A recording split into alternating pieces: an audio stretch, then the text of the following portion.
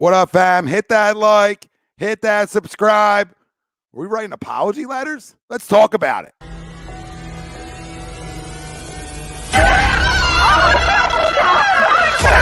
Let's go!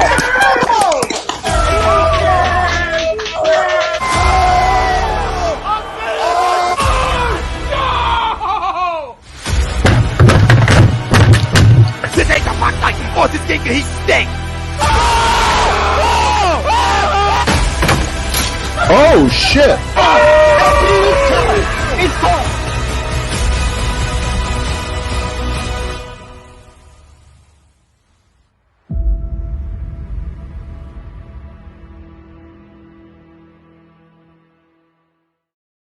Hey folks, Bob Mannery here. You're listening to A2D Radio, real sports talk radio for the fans, by the fans, no agenda. These guys are the best in the business. Hashtag it. No notes.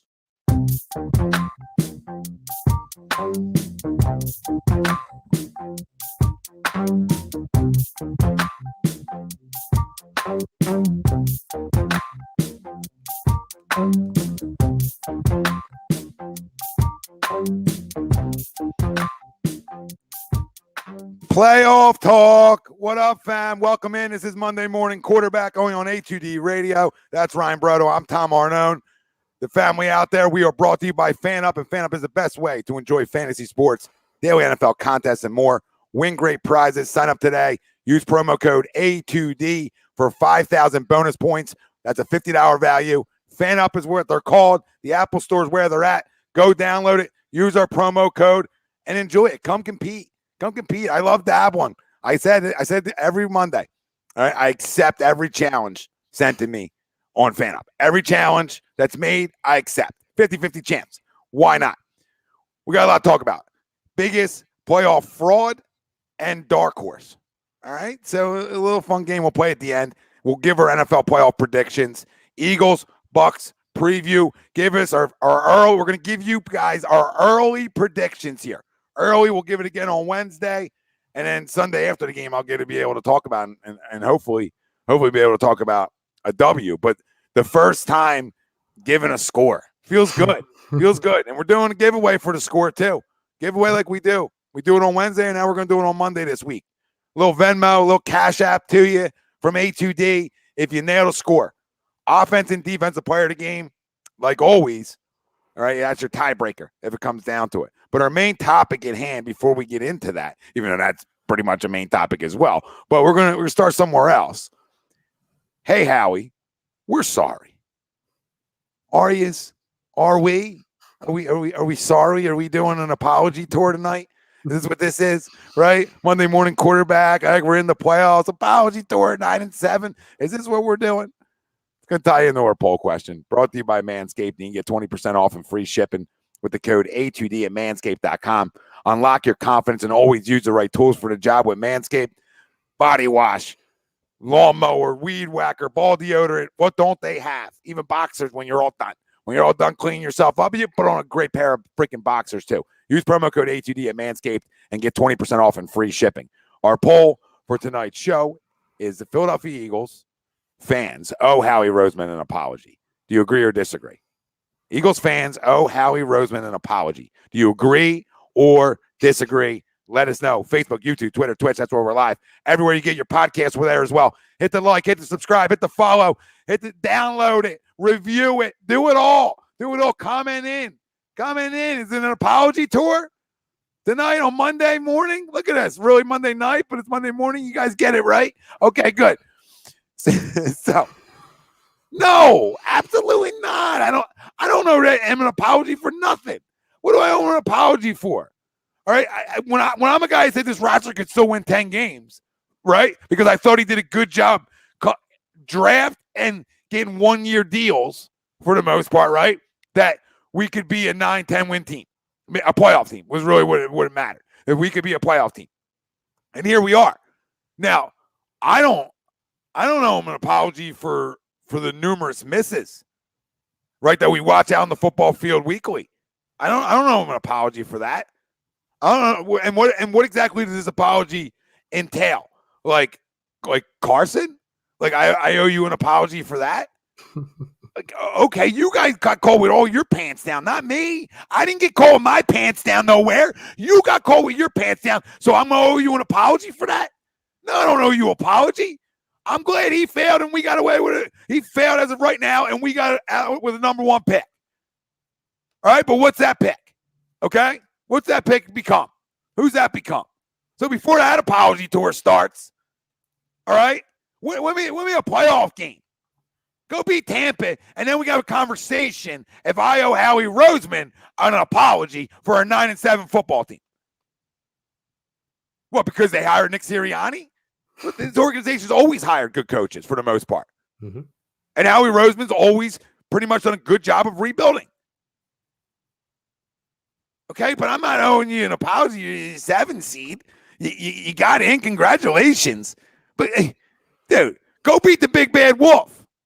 You want to have an apology tour today, tomorrow, like next week this time? It beat Tampa. And then you can say, do we owe Howie Roseman an apology? And I'll say, you know what? Absolutely. You beat the Super Bowl champions. You took them out. Then it's an apology tour. But at 9-7 and the playoffs undetermined, like you go down there and get your doors blown off, and we realize how far we are away, right? Then it's a quick apology today. That's a quick turnaround because Monday that apology is changing. Even though we have a lot of stuff to look forward to in terms of draft picks, right, and free agency, but let me know what those are first before we have an apology tour here. You go hit all next year and you even make this roster better, then we can start the apology tour. Until then, I don't owe nobody apology for shit, right? You cut the Nets down in February, then I'll be running around apology tour fucking jerking you off. All right, until then, I don't apologize for shit. Right? I don't apologize for shit. Like, if you were 12-4, which isn't, you can't even be anymore, but if you were 12-5, right, then maybe I'd be like, okay, look at you guys. Look at you guys. Now, realistically, they could have won 10 games because they didn't play anybody, so we don't know how that would have worked. Mm-hmm. But still, you're a 10-6 football team. You're not, like, it's not an apology tour. It's a good start. It's a good start, right? And if you win a playoff game that you're not supposed to, then you can start having an apology tour. But even then, until we know what these picks are, until we know what this roster looks like next year, I want to hold off on a fucking get a pen pal. Right? I want to hold off on Howie, I'm so sorry. I'm fucking John Hancocking at the end. Fuck you, John Hancock. I'm not doing this shit. Absolutely not. I love apology. I'll apologize for Nick Sirianni because he's the guy who's running men. I'll apologize for Nick Sirianni, but I said on that hire that they always do a good job hiring head coaches. Even though I don't like it, doesn't mean it can't be good, right? Doesn't mean it can't be good. But sure as hell, I ain't fucking apologizing to that loser yet. You kidding me? And I'm not even going to go off of missed draft picks. I'm going to talk about what we don't know moving forward before you can apologize and start saying like, man, you really redeemed yourself on some things because last year you had a really good draft. So it's not just about drafting. It's about everything that transpired, and this apology tour is coming really from we're in the playoffs and the Colts aren't. So right now, right, and now we owe you an apology for you getting rid of Carson. No, you didn't even want to do that. He forced his way on that. So you ain't getting no out from me or anybody on A2D when that dude forced himself out. So there's my rant on it. I love that we were coming in on Howie because Howie always gets me hot and bothered. And listen, and he did a good job this year because I admitted to that in the offseason. That's why I thought they could win 10 games, right? Because I admitted that I thought he did a really good job on draft night because he did what we told him to do, right? And that's the DeVonta and Landon. Like, I love those 2 picks. So you did what I wanted you to do, and look at you, right? And they're 2 big pieces on why you're better. But you're not getting credit for Carson Wentz. Absolutely fucking not. Because anybody out there that thinks he really wanted to trade him is clueless. Clueless talk. Before I even answer the poll, Tom, because I could feel it. I could feel the people typing like, oh, you guys, it's playoff week. Why are you guys being so negative? We're not being negative. We're being real. But just in case anyone thinks we're being negative, let me just get this out of the way. Here we go. EAGLES. Eagles. I love it. Now that that's out of the way, the vibes are flowing. I'm not apologizing for anything. Like Tom said, he had 10 wins. I had 9 wins. If they played actual players on Saturday night, they could be 10. They're 9.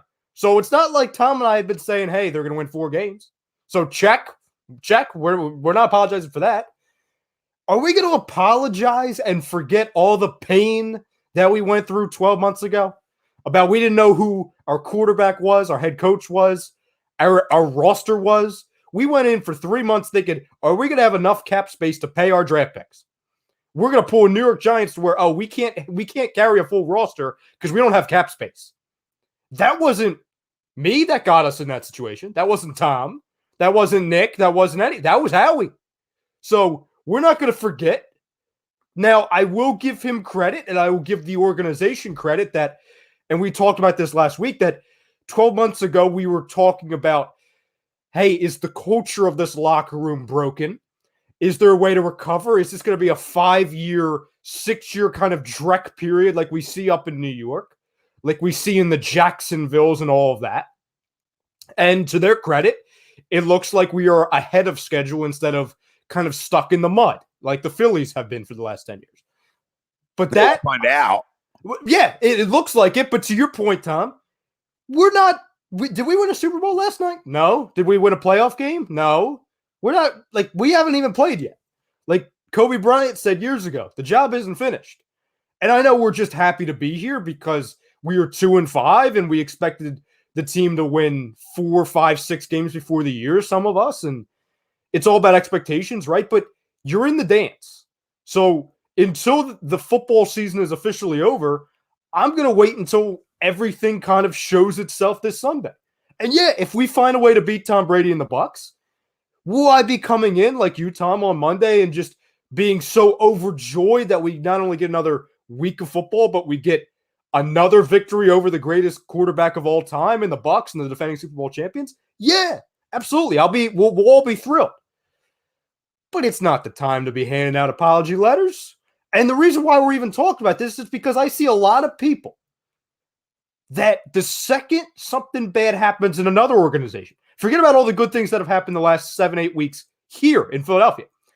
Just because the ex-girlfriend that cheated on us, a.k.a. Mr. Wentz, just because he struggled and may or may not have cheated on his new team and might have screwed them over, Howie should be getting credit for that.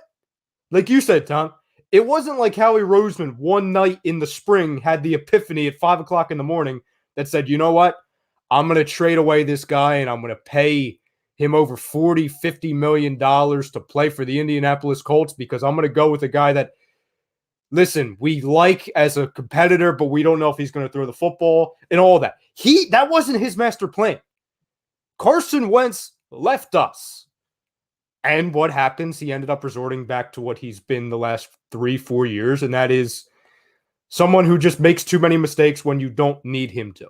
Yeah, listen, this is never, I'm not apologizing for Carson Wentz at all. I'm not giving Howie all this credit because he traded a guy that he didn't want to trade, right? That forced his way out of here once he was put down. So I'm not going to give credit for that. But like when Nate's saying, I know he's joking, calling us frauds, but I've drive Howie to the airport every year. I mean, that's been well documented for as long as I've been doing sports talk. And I'll give Howie credit when I think he has a good year. Like he did this offseason, where everybody told me I was crazy with 10 wins because I thought he had a good offseason. I thought he did for the money he had available, right? And the picks that were there, right? And getting a pick for next year. I thought he did a tremendous job walking out with DeVonta Smith and Landon Dickerson. And then some of the signings like Anthony Harris, I thought was a good 1-year deal. Steven Nelson, good 1-year deal. Obviously, Kerrigan wasn't, but we all thought it could be. Okay. And then the other guy, Eric Wilson's not here anymore, but we assumed that was going to be a good 1-year deal. Right. But at the end of the day, he still was able to cash in on some of these 1-year deals and draft well. So of course I'm going to give Howie credit for that. But I'm not going to apologize for listen, we always say this about every GM. We always want every GM fired. So there's not going to be a GM that we bring in and not one fired. Right? That's just Philly, right? But we were calling him Howie Hero in 2018 after 2017. So we are very willing to love Howie when needed, and when needed is when you're winning something. Right now, if we're going to NFC title games and last year didn't take place. Like, we can't just run from what happened last year. This is still a very good run organization because Jeffrey Lurie, to me, is still a guy who wants to be a good owner, even though he gets in his own way too many times, right? But he still wants to be a good owner. He wants to be a good franchise, all right? And they have stability here that has shown it can win games, right? And has won a Super Bowl, too. Lightning in the bottle, whatever we want to call it. So Howie always is going to get the credit for what Howie's done well from me, right? He's also going to get blown up for some of the things that he put himself in the situation with drafting Hurts, not because he didn't believe in Carson. He was just worried if he got hurt again, he didn't have anybody. All right, so that's why they went and did it. So I don't ever get credit that he drafted his replacement because that wasn't their purpose because they just signed them. So it was never their purpose if you connect the damn dots for an apology tour. Right? Does it look like we made out with a bandit? Yes. Right now, right? You knock on my door today, and I'm telling you, great move. Great move. But don't think that that's what he wanted to do. Nope. Because then he's starting to fool you. But that doesn't take away from the things he's done extremely well here. Yeah, I think, Tom, you and I have always been on the same page of understanding and also promoting what he does really well, which is obviously managing the cap. I think the trades, for the most part, have been pretty good.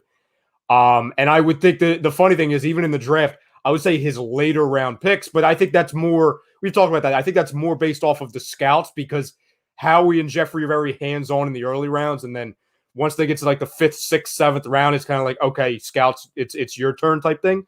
So I don't even know how much credit I can really give him. But we also know that when Howie starts doing bad, it's when Howie tries to get cute. It's when he tries to be the smartest guy in the room. He tries to be the best GM in the world instead of just a very good GM knowing his strengths and weaknesses. Yeah, like I appreciate Howie because I appreciate stability. I appreciate a guy who was the architect of a team that won a Super Bowl. Like I appreciate all those things, but I also it just calls spades a spade sometimes when they struggle. That's it. So am I apologizing? Like this is why, real quick, right? This is why I told everybody from the beginning I disagree because I had this team winning 10 games. So what am I apologizing for? Yeah. Yeah, no, I mean what am I apologizing for? There's really nothing to apologize for, and even because I see people being like, oh well, we should be apologizing if we wanted Howie fired. I don't think so because Howie's very, very lucky that he has a loyal owner and like he's kind of like the stepson to Jeffrey Lurie. That Howie would have been fired 2 years ago in a lot of markets. You know what I'm saying? Just based off of a down season after a successful season. I mean, you see the short lease that Doug Peterson had, and that was a Super Bowl winning head coach. Now, I understand that Howie Roseman's a Super Bowl winning GM and all that, but you see things, I mean, you see today, GMs and different guys getting fired that you could argue they had successful years or understanding years. Last year, just taking the last 12 months into perspective, it was hell. It was hell on earth. It was a firestorm. And it started with the GM, and it was kind of like, okay, a lot of markets would have cleaned house, especially with a year where you go for 4.5 wins. Right. And you kind of fumble the bag after winning the Super Bowl in 2018. Spike Lee, it's Spike 23. Get a clue. I don't even know what that even means. It's not anti-Eagles. The question was, do an apology. So if I'm a guy who said 10 wins, and a playoff team, why do I owe him an apology for? Is all I'm asking for. I'm not asking for the guy to be fired. I'm asking for him if he's going to be here to not have so many misses in the draft. Right? I'm not going to apologize for that. I'm never going to apologize that I don't expect you to be 100%, but the 2020 draft was atrocious. Yeah, it was a fireable offense. All right, so we fast forward to this year's draft, and this year's draft looks like a hit when you talk about DeVonta, Landon, Milton Williams, right? And then, that for right now, that's it. But there are 3 guys that look like they can play. But, you got another year where you got 3 now in the first round. What are you going to do with this, right? Can you win? Are you going to win a playoff game and shock the world? But after that, you have a big job and a big offseason to come up before I think anybody should be on an apology tour because we were better than expectations. Right? We did better than our expectations were. Like I don't think that's like an apology tour. Like that's credit to Nick. Hey, it's already credit to the things we both gave him credit for already coming into the year. So that's the thing with I don't want to keep beating the Howie because I'd rather get to the game, but I don't. The one not apologies. Yeah, the last thing I'll say really quick, because I think Wilson brought up a really good point on your show last night. Because Greg was talking about, maybe it looks like the Carson Wentz trade worked, and Wilson said, well, we gotta wait, we gotta calm down on that because he could use that pick and he could draft Jalen Reagor or Arcega-Whiteside or Sidney Jones. You know what I'm saying, guys? That work money wise. That's the only reason it's a win. Like it's always going to be a win, the money side of it, because he didn't go to the playoffs. You did, right? He looks like he's just can't put it all together, which has been the common theme when you talk about Carson. And so you shed the money. So the money's going to be a win for you. But the only thing that turns into a win, which is more looked at, it becomes Jalen, right? So if Jalen is playing better than Carson, then you're saying, oh, okay, you owe an apology to Howie for that. Well, no, because he didn't draft him to replace him. He said that himself. So there's nobody should apologize for that. It's not like he's like, oh, this is this guy's replacement and I'm trading him. Nah, that wasn't his thought process right then and there. He didn't expect to be his quarterback would be the 32nd ranked quarterback in the National Football League statistically last year. He didn't expect that to take place, which then he had to put him down, right? Because it was that egregious. Had to put him down, and then that guy wanted out because his feelings got hurt. All right, and here we are. So I'm apologizing. Instead of the apology tour, the breakup tour began in that moment. And by no means, to Tom's point, was that ever a plan. Ever. It was, hey, this guy gets hurt. We're going to go and get somebody who we like. Yeah, it could probably screw some things up, but we're the Eagles and our culture will rise above it. Well, hit a little bump in the road. And we are where we are. Hit these picks, Sean Randall, right? And then we're like, hey, look at that. 2 years in a row, this guy's fucking hammering picks. Look at him. He's back. Hit on those picks and hit on whatever you're going to be able to spend. Because I said into your chat last night, like, you want to go out and get Mike Williams? You want to go pay him $24 million? Because that's his projection, 24 annually. Okay, well, you're going to have the money for that now. You didn't have that luxury the last handful of years. So I don't even know if I even want to go that direction. I just want to hit on my picks.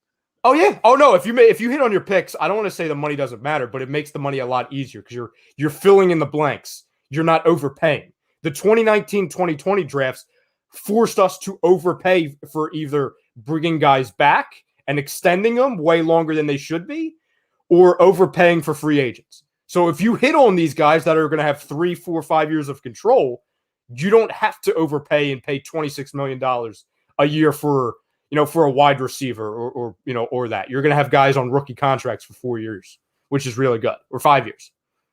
Yeah, I mean, it depends. Like, he's got a lot of directions to go. I mean, we don't even know where they're going to go quarterback wise. We assume it's Jalen, but we can't even. Nobody can yell from the mountains like it's it's no question it's Jalen Hurts. Like, that's how the organization thinks. Like, no, you can say it yourself. Like, I would say, hey, you run this kid back, you give him another year, right? But I'm speaking for myself. I'm not speaking for Howie. I mean, we all got to know that too. So there's still a lot to play out here before I think we can start apologizing, because I don't think they make 3 first-round picks. So then then it becomes another. It gets dropped back. There's a lot of ways to look, but at the end of the day, regardless of picks, free agency, etc. You go to playoffs every year again, and you start going back to the dance every year. That's when the apologies can start to go away. But at the end of the day, you're also judged off of winning, right? And if that's NFC title games, if that stuff like that, right? So you want an apology tour, go win an NFC title game. I'm not saying this year, but like, go win an NFC title game next year, and then people can say like, okay, this guy's been to 2 Super Bowls. Like, as an exec himself, as a guy who's running the ship, he's been to 2. Not easy to win 1, but people can then accuse you on 1, right? It was, you're lightning in the bottle. You really weren't that good, right? It wasn't because of you. You go to 2, and I'm not saying win 2. You just go back to another one. People can then say, hey, this guy is a legit NFL executive. Not that he isn't. I'm just saying that the argument then. That nobody can have an argument against him is that this guy gets teams, rebuilds teams, and takes them back there, right? Because then he would have done it twice. Yes. Well, and here's the thing, Tom. I think, and you and I were, I think, at the top of kind of preaching this back in the summer. And there were other guys on A2D that said this. But the reason why I think you and I had a better feeling about this season, aside from the roster and and all that stuff, what they were capable of, organizationally, it's that they really don't, at least in recent years, have back-to-back horrendous seasons. Before this past year where they had 4.5 wins, you could argue, okay, the last year Chip was bad, but that was 7-9. And that was more so like that. I look at that year as like an anomaly because Howie was completely out of the picture. He was in a shoe closet and Chip was kind of running everything. He was kind of the owner of the organization. He was doing everything. Before that, the worst year was what, 2012? That was Andy's last year? No, 2015. Well, that was Chip's. Yeah, that was Chip's. Yeah, I'm just saying, like 2015. But Howie doesn't get anything in Andy's years, so it's after Andy. Everything with Howie's after Andy, so he's responsible for the Chip years. He's responsible for everything from Chip on out. That's sort of where he ties in at. As a full organization, though, like just say like under Jeffrey Lurie, you know what I'm saying? Like under Jeffrey Lurie had a ton of success. Yeah, he doesn't have back-to-back years of just Drek.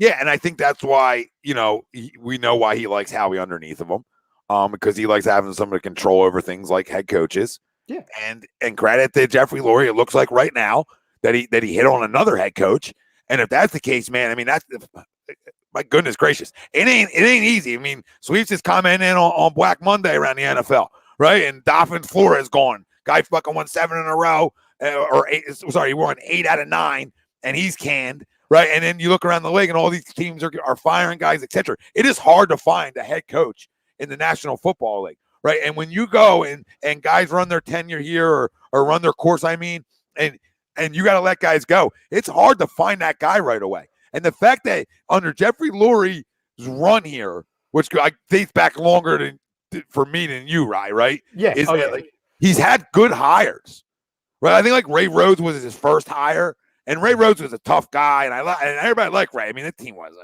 whatever, but I mean, you liked them. But then Andy, obviously, Chip is the guy he gave too much control to, and he didn't like that. After when it was all said and done, he refused to do it again.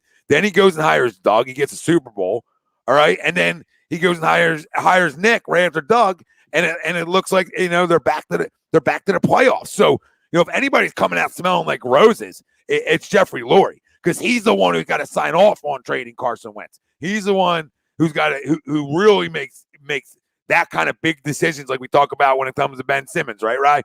Like he's the one who's got to sign off on your franchise guy, and the fact that he's the one who comes out looking better than anybody. But listen, Howie's done a good job to the whole thing. He's done a good job through his run as a general manager. He's had his misses, like every GM has.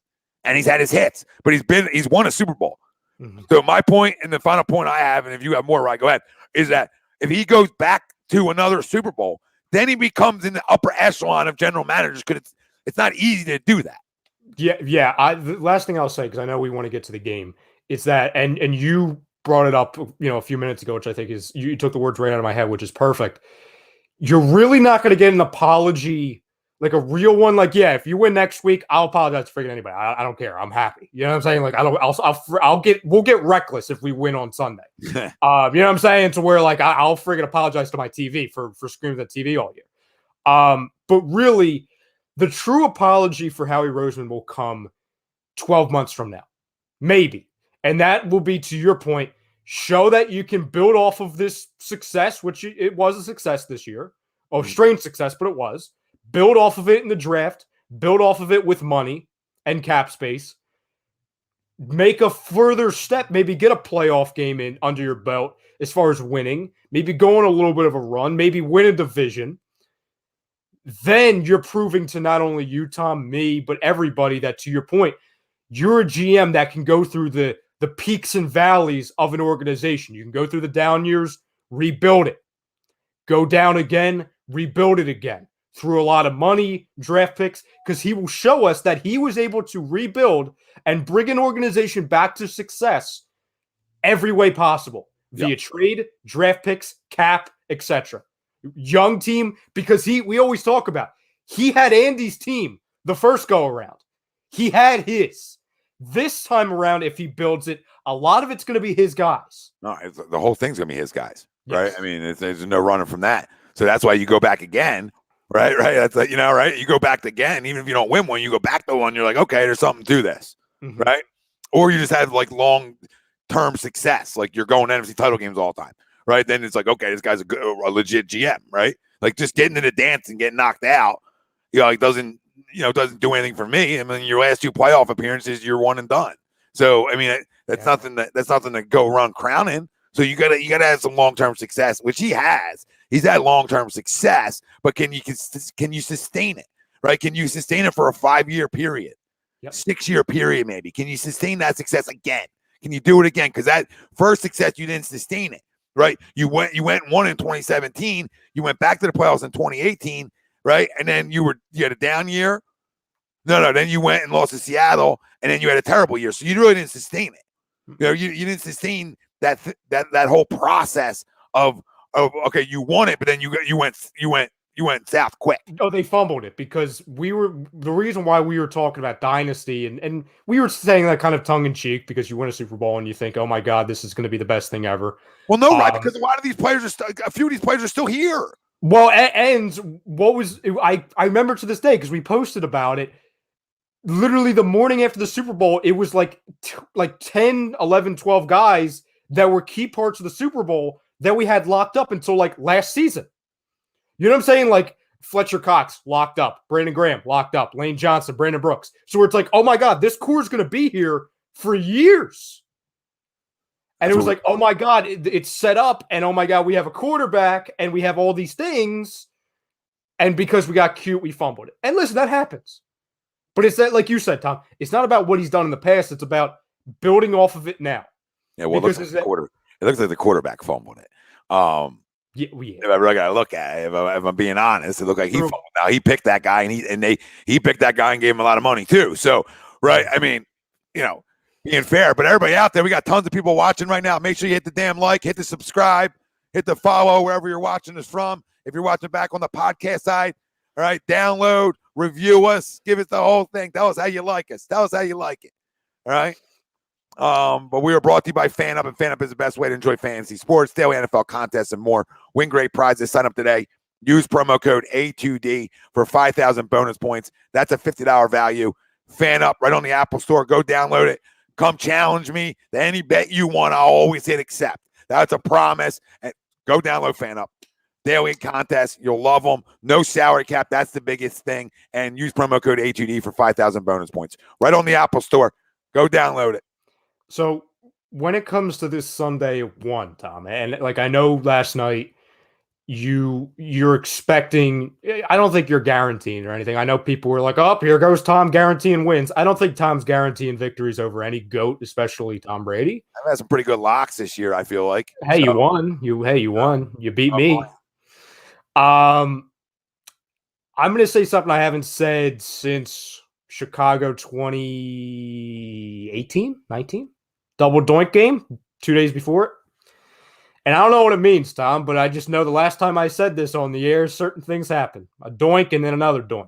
Okay? I'm not saying we're going to get a triple doink. I'm not saying that, but I've got a weird feeling. I've got a weird vibe about this game, Tom. No, they're gonna go beat them.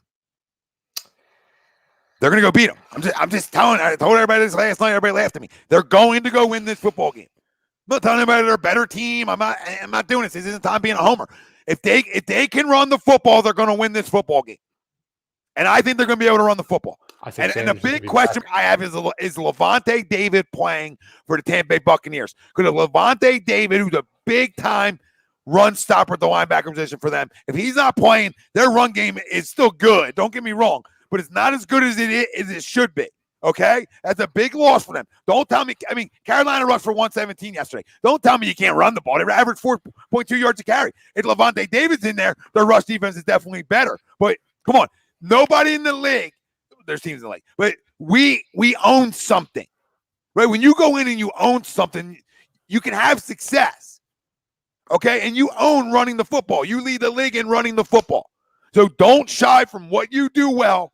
Stay with it. And the big thing to me is we haven't got enough pressure this year. But I think I smell mistakes. I smell tip balls. I just smell some things like they're like, if we get Brady gets the ball out of his hand quicker than anybody in the National Football League, okay? Mm-hmm. So it's hard to get home to him. But if you can get hands up, right, some tips, some things like that, like I feel we're going to come down with those things. Maybe another strip sack, right? Maybe another strip sack. And Derek Barnett recovers another one. We're going to go find a way to go beat them because it makes so much sense on why this would happen, right? We're no good. We haven't beaten anybody, right? And listen, these are pros, man. So you think we know they hear it because when I bark and chirp and yell, right, and we tag these guys, they come chirping in DMs because they hear the chatter. And the chatter not from us was never they haven't beat anybody, but from the national side of things, right? From the haters, right? You haven't beaten anybody. And internally too, right, with people who do podcasts. But everybody tells them that they can't win this game. They're told no shot. You can go win this game. Now, when it's like that going into a football game, I'm loose as a motherfucking goose now. I got nothing to lose. And you're telling me I'm not good enough at something? These are professional athletes. You're telling them they can't do it? I still believe in the culture in this goddamn locker room with the veterans that are here. And if Lane Johnson's playing like I know he's playing right this minute, we're going down to Tampa, and we're going to find a way to win this motherfucking football game. I ain't telling you we beat them up. I ain't telling you we beat them by double digits. This is going to be a dog fight. And I think we got a little more dog in us, no pun intended, to 2017. I think we got a little more fucking dog in us up front than they do. Oh, I hear how great their defense line is. I know. But our offensive line's pretty goddamn good too. So I ain't going to go running from that. I'm not going to go running from it. We can pound the football.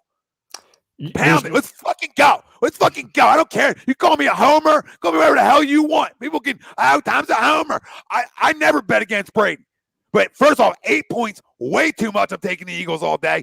And we're going to find a way to shock the world. Jalen's going to make enough plays. Enough to beat the GOAT. Because it's all sets up. Because all we've heard from people on social media in our A2D Real Talk is everybody's taking shots at everybody because this guy was wrong about Carson. This guy was wrong about Carson. Oh, it's been Carson. This would make even more sense now. Another guy who is behind Carson goes beats Tom Brady, right? Another guy behind Carson Wentz goes beat Tom Brady. Let's fucking go. Let's go, Jalen. Let's go. Here we go. EAGLES, Eagles. Let's go. I was waiting. Like and subscribe. I was waiting in the wings for that. I've had my hand on the button for 10 minutes on that. We do something great. We're going down there knowing that we do this at the highest level in the league that we can run the football. We go down there knowing we can do that. So now I don't care how good you think you are. You got to stop that shit now. Let's go fucking shove it up somebody's ass. I would love it. No cannons go off.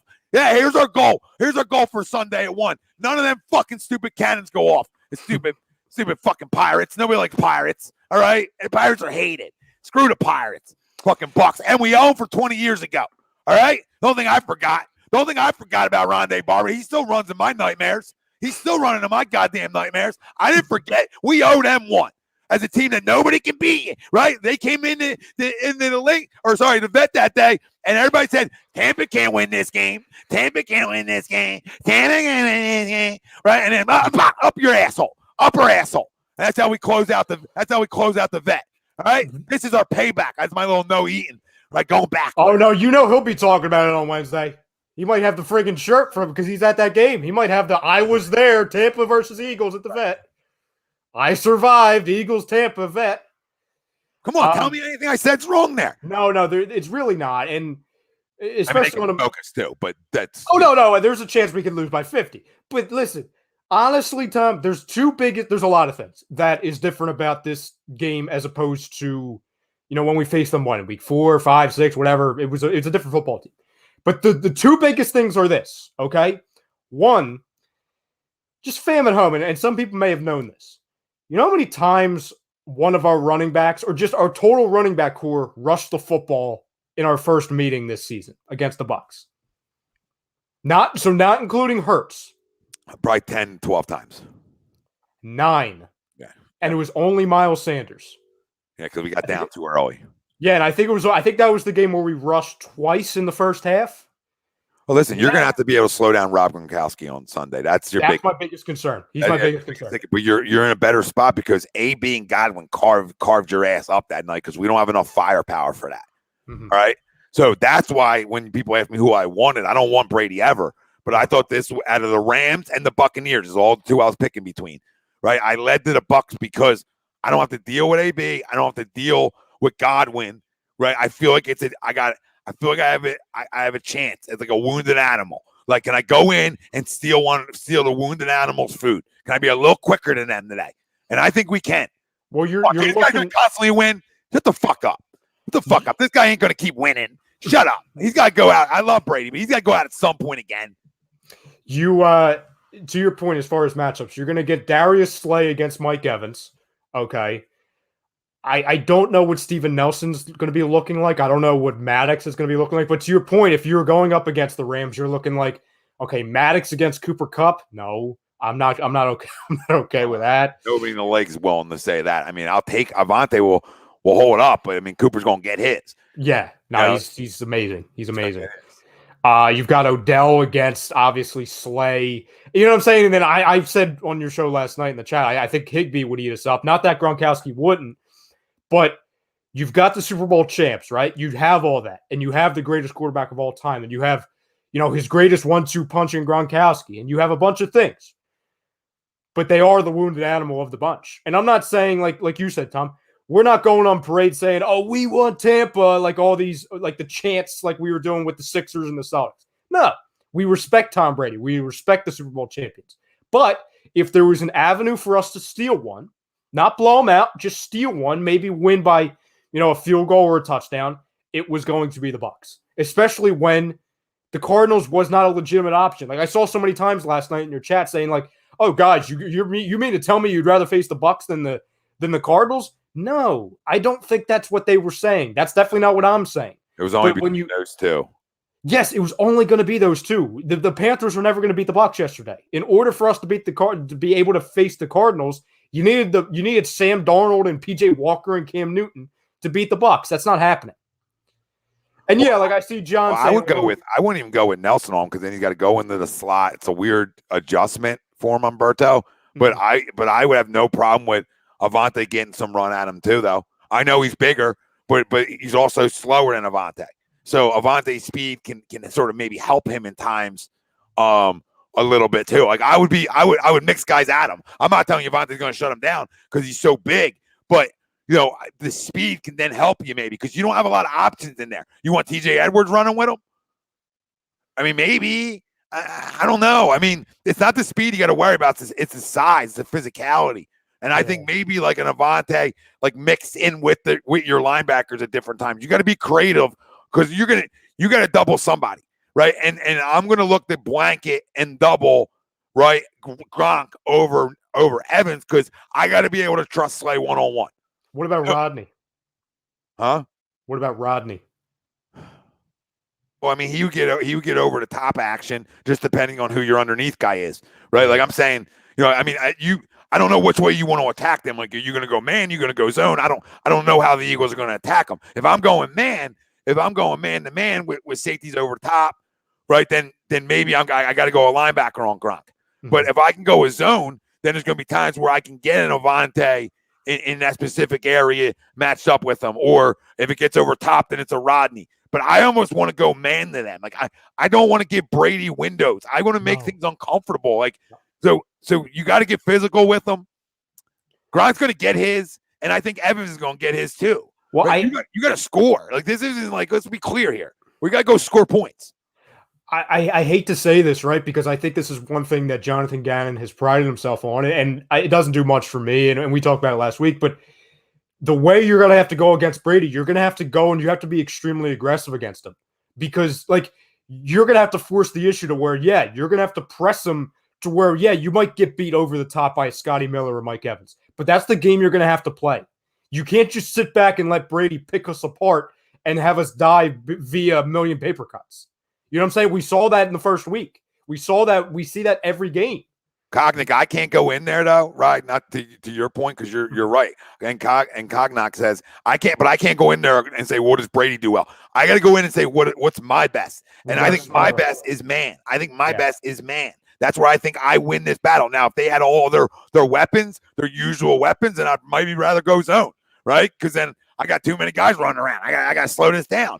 But knowing that I think I can match up better man, I can't worry about what Brady does. Now, I'm not going to match up man the whole time. You got to disguise. You're not going to fool Tom Brady, but you got to be able to disguise things and jump out of things and then bring extra rushers at times. Like, you have to be creative. If Ryan was talking about missionary, right, with Jonathan Gannon, we talked about it all year, right? Yeah. You can't be missionary against Tom Brady. Against Tom Brady, you have to be creative, right? You have to maybe I can fool him twice in a football game. Maybe I can fool him a handful of times somehow. And if I can fool him a handful of times, I have a chance for that one of those handful of times to be a turnover, maybe, right? Or a big play that's important to change the momentum of a football game. We only got to beat him once. We don't got to go beat him in a 7-game series. Exactly. And the biggest thing that you've seen, and this is against other teams, I would say against some worse defenses and some better. So it kind of fits the mold with both. You've seen Tom Brady turn the football over at times in the second half of the year, and a lot of that's due to one thing: miscommunication with his receivers. Well, to both of our points, you're not going to have a safety blanket in Godwin. You're not going to have Antonio Brown that he's a friggin' nutcase, but he's very good at what he does. Mike Evans, he's a little banged up. He's going to be by far the biggest target aside from Rob Gronkowski. You're going to have a Scotty Miller, who I like Scotty Miller. He would clearly be our number 2 receiver. That might not be saying much, but I really like him. I know you have some younger guys, but you have to be able to exploit that. Make him uncomfortable, because the more you make any quarterback comfortable, like you saw, in the past handful of weeks of, Daniel Jones is very comfortable. Garrett Gilbert is very comfortable. Jake Fromm, you know what I'm saying? These first halves where you see, and you've got these announcers, justifiably so, saying, oh my God, you have so much time. You make Derek Carr look like he's, Joe Montana out there. You cannot afford to play that game with the greatest ever. Because if you struggle to make the Daniel Jones of the world uncomfortable, you will be eaten alive by the elite of the elite that is Tom Brady. Well, and I get it, he's 50. How do I get a guy that gets the ball out of his hands quick? Well, the way I do that is get guys off their routes, right? Make him hold the ball longer. Right. And that's how I can get home to him. But you have to listen. You're gonna have to bring corners sometimes. You're gonna have to bring extra linebackers sometimes. Like, you're gonna have to bring some creative pressure, right, up the middle. Right. This is where now, up the middle pressure is the key. This is where, hey Fletch, and Hargrave. Like, this is why you two get paid big time buku dollars to create havoc on Sunday. Because if those two can create havoc on Sunday, now they've had a breather. They should be fresh. That's all I heard about Raz. They should be the freshest guys in the fucking world, right? You got to go win on Sunday. Well, here's the other thing, Tom. And I said there's 2 big things that I really like this time, as opposed to the first time we played. One is obviously we're actually running the football now. It's not a 9 total rush attempt like we saw the first week. But guess who we didn't have back in week 5, 6, early in the year, the first time we played them? Guess who wasn't available that game, Tom? Who, Lane? No, I think Lane was there. He might not have been, but that wasn't the player I was thinking of. I don't know. Tell me the player you were thinking of, but can you find confirmation if Lane Johnson played in that football game? Okay. Because that's right. He was banged up. That's right. Dallas Goedert. He was on COVID list part 1. He was not in that game. It was Zach Ertz. And I'm not saying Zach Ertz sucks, but you've seen in the second half, they finally realized and learned how to use Dallas Goedert. Yeah, they have a little bit better of a relationship in terms, it seems like. Daz brings up a good point. We didn't have Jordan Howard either. We didn't have Jordan Howard. No, I need to know if Lane played. I mean, that's so important to me right now. Like the way I'm, puffing a chest over, I think we go down there and win. Taylor Bowers says we were without Howard, Johnson, and after that, Slay began to dominate. Yep. Yeah, because I think that was the week where he went to Twitter talking about personal statistics. Yeah, I think we crushed him the following week. Yes, you're 100% right. But you know what? You're right. I mean, Lane Johnson's the key, Taylor. right? Out of all those names, Lane Johnson, like out of Howard, wherever, like I like Jordan Howard, but Lane Johnson's a big name. When Lane Johnson plays, we win football games, right? And it's as simple as that. And we have a better chance to win a football game. This is more of a reason. You telling me you get Goddard and Lane back for this game? And granted, I understand I lost by 6, and that game was way worse than it was. But that game's not going to be closer early on because of those two guys. And nobody can tell me it's not going to be. That's so important in your offense, rhythm-wise, trust-wise. And one guy blocks out the sun. So, I mean, come on. I mean, you need all your guys. I'm excited. And here's the two matchups, too. So you look at DeVonta. So he's going to be either going up against Carlton Davis or Richard Sherman. I think we both like that matchup, right, Tom? Yeah.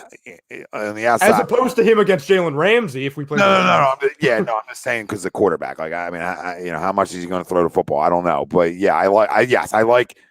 That's one receiver matchup we win, but then we lose all the other ones because I don't care who they have. They're better than what we have.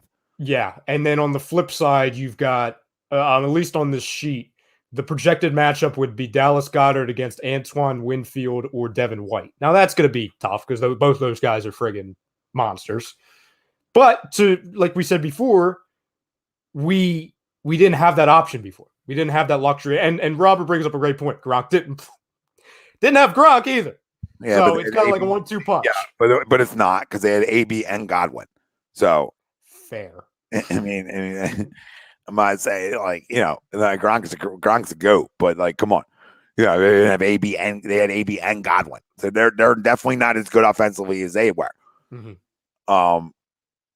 We're in a better spot. Our track record with Lane proves a lot. It means a lot to me. It always has. Well, in the run game, and this could be like kind of obvious to some people, and you'd be like, "Oh, Ryan, no duh." But you know how you also beat Tom Brady aside from just making him uncomfortable? And you do this with any great quarterback, with Aaron Rodgers. You do this with Mahomes. You keep him off the damn field, ladies and gentlemen. You know how you do that? Time of possession. Oh, we're really good in time of possession in the second half. You know why? Running the football. That's so important. And listen, somebody asked me this morning. They were like, "Hey, what about if if you're not able to run the ball against the Bucs?" And that's very possible because their defense is very good. Yeah, but you can still run it. You know what I mean? No matter how good they are, they're not the 85 Bears. And we heard this. I know it was a regular season game, but we heard this going up against the number 1 rush defense in the New Orleans Saints. We heard this. We ran all over. Listen, it's all about matchups, right? Like every team's different than every team, right? So, somebody asked in the chat, like, who's going to slow down Vita Vea? Well, I mean, Landon Dickerson, Jason Kelsey, and who's going to be Herbig. Yeah, probably. I've done a really good job this year. So, I mean, I got to assume that they can slow him down, right? And like he's a monster, but you have monsters up there. We have monsters up there. So it goes both ways. So you're still going to be able to run it now. To what level? I don't know. I mean, I got to go look. I mean, how much? I guess Jalen probably did a lot of running, but we got down early in that football game.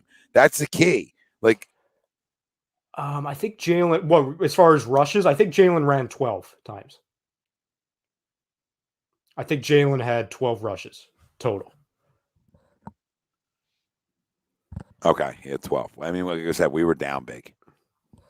Yeah, exactly. Umberto, he says, I like our O-line against anyone, just like Kelsey, just like he said. Yeah, and that's the Tom's point, too. We have to worry about their strengths versus our weaknesses, but we also have to know, okay, we need to rely on what we do well.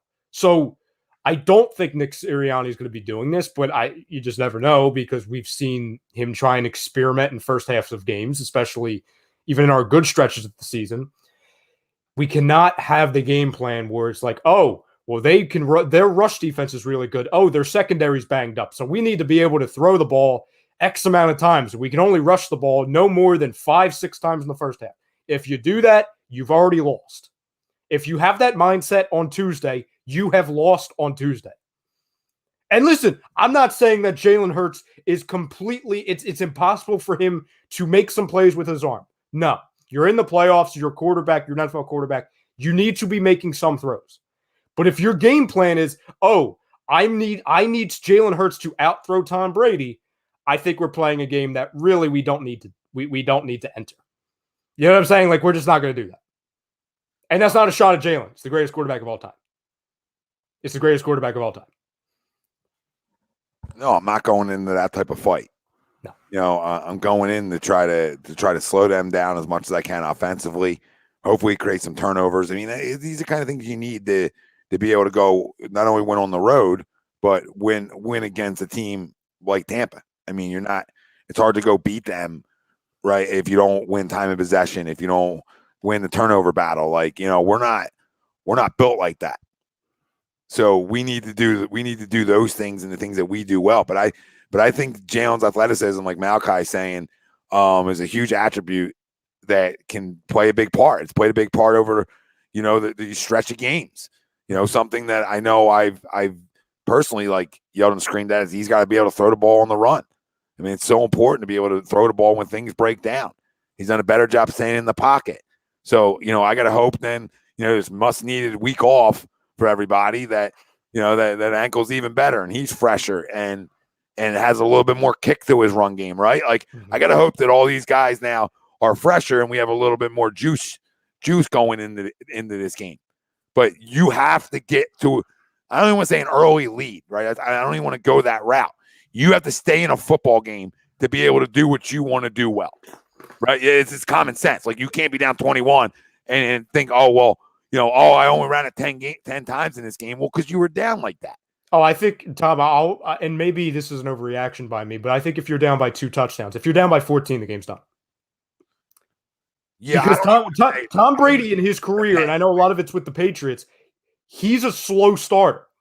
I'm not saying slow as in like what we've seen with us, but he's somebody who turns it on in the second half. He's not somebody that's going to give up a damn lead. You know what I mean? Especially if you have to throw the football in the second half because you're down by 2 scores. No, listen, I mean, it's not ideal. Like, but if you're down 2 scores in the first quarter, I mean, it might not be over, but it's not ideal. You're probably not coming back and winning, but crazy shit happens. Like, that would make sense to me now. Like, you come back after 2 touchdown lead, fine. Then go hire what's his face from Miami. I will be so happy. I will be so happy if he's out of here. Defensive coordinator. Marquise said it earlier.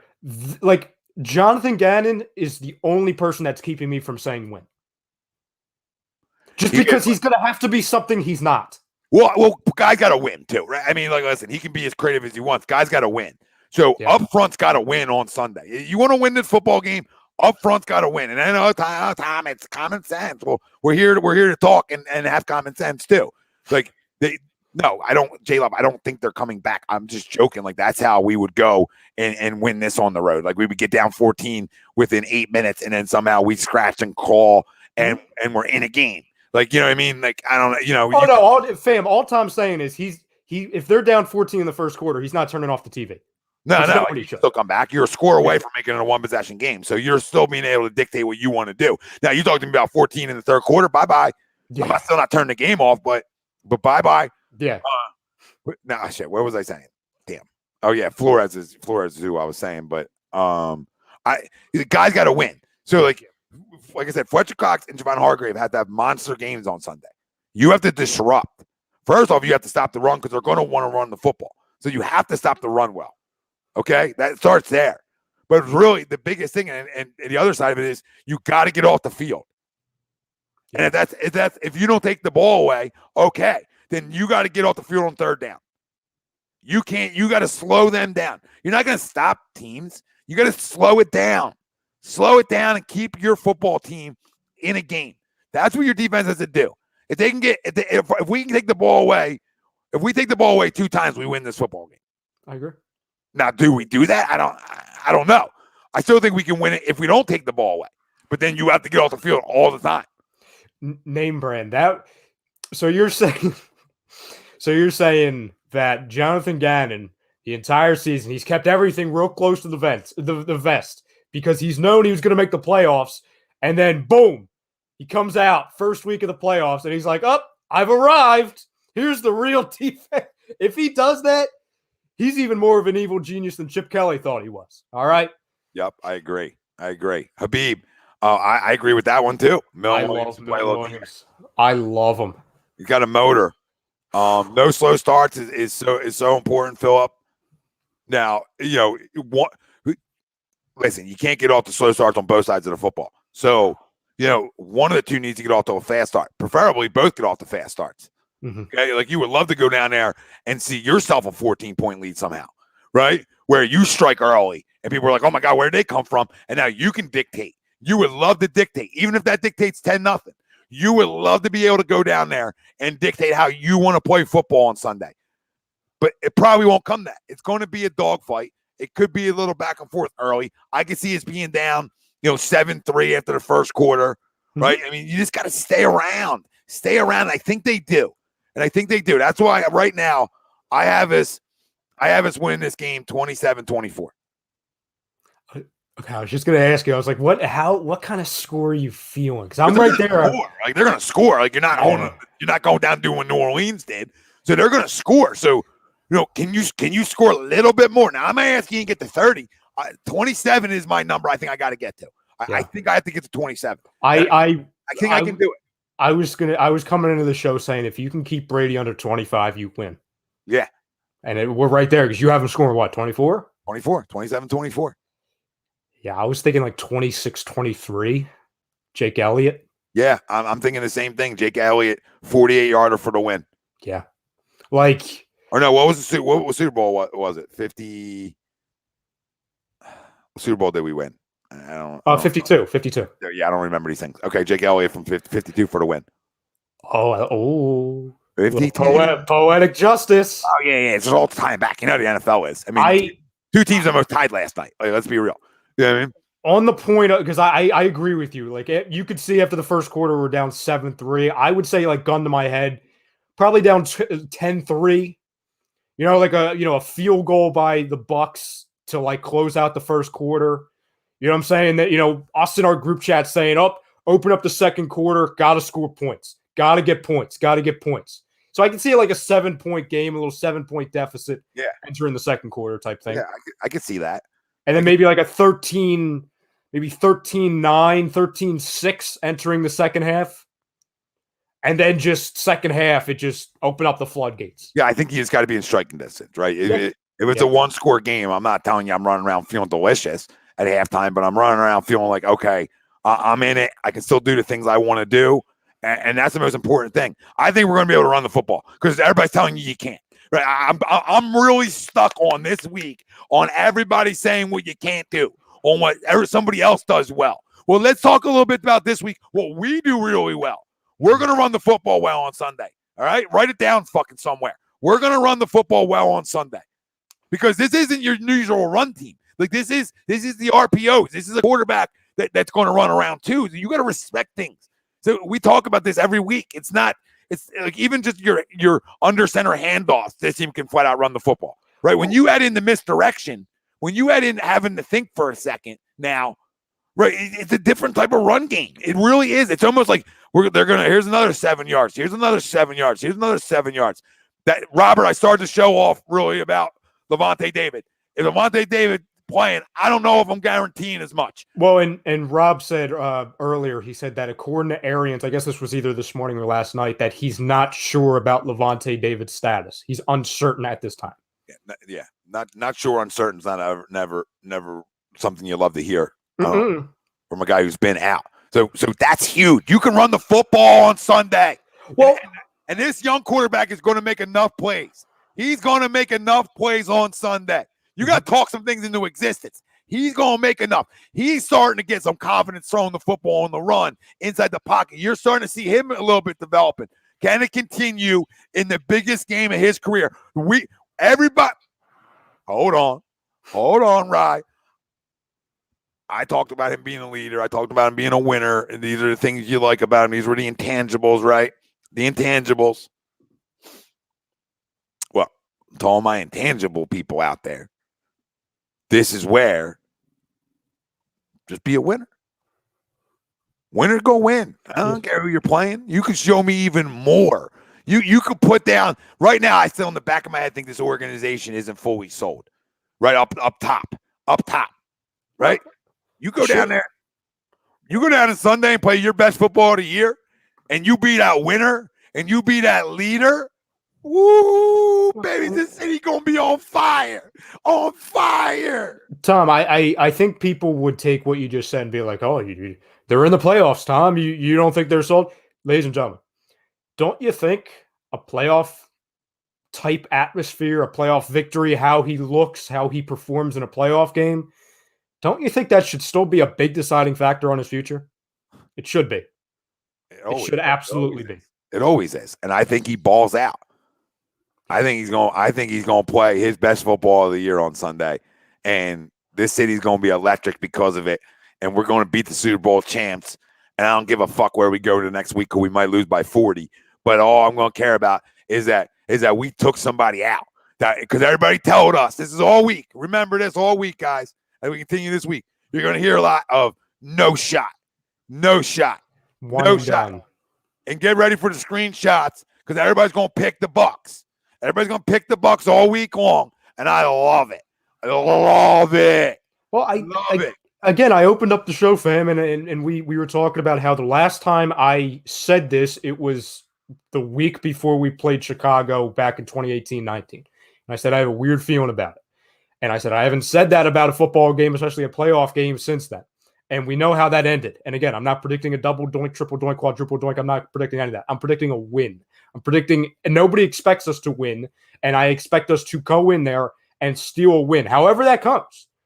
And the second thing I'll say, which I have not said since that week, and you could be like, oh, well, Ryan, you're handing out participation trophies? No. I'm just talking about how meaningful a win against that guy, against that team, with our guys, with a quarterback that I don't care if we thought he was good. I don't care if we thought he sucked. Nobody, when Jalen Hurts got into the league, thought, hey, his first full season as a starter, he would have the chance, the opportunity, and maybe even a very good chance of going up against Tom Brady, who I believe Jalen Hurts was 3 years old the year Tom Brady won his first Super Bowl, by the way. So that's just crazy in its own. Jalen Hurts would have the ability to eliminate Tom Brady. And if that happens, if this team with this quarterback, with everything going into it this season does it, if you give me one more week, I don't want to say I don't give a damn what happens against the Packers, but I don't give a damn. Because we will be so happy. I don't give a damn, right? And I don't want to say that because I want to win, right? Like, I want to win. I would love to dethrone Tom Brady, then dethrone Aaron Rodgers. Christ, I'll extend Jalen Hurts on the spot if you do that. But the level of happiness in this city, just not in this fan base. If you go in there, beat the Super Bowl champions against Tom Brady with everything that we saw,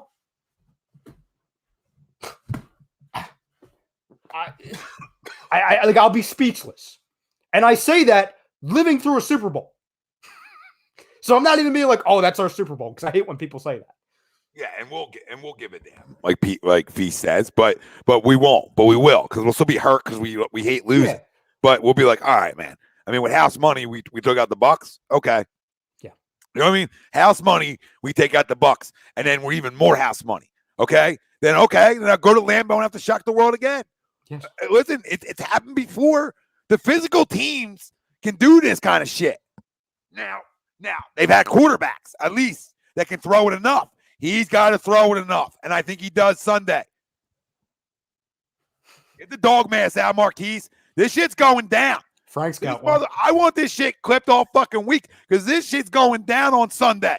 You book it, and especially book my lock of the week is them at 8.5.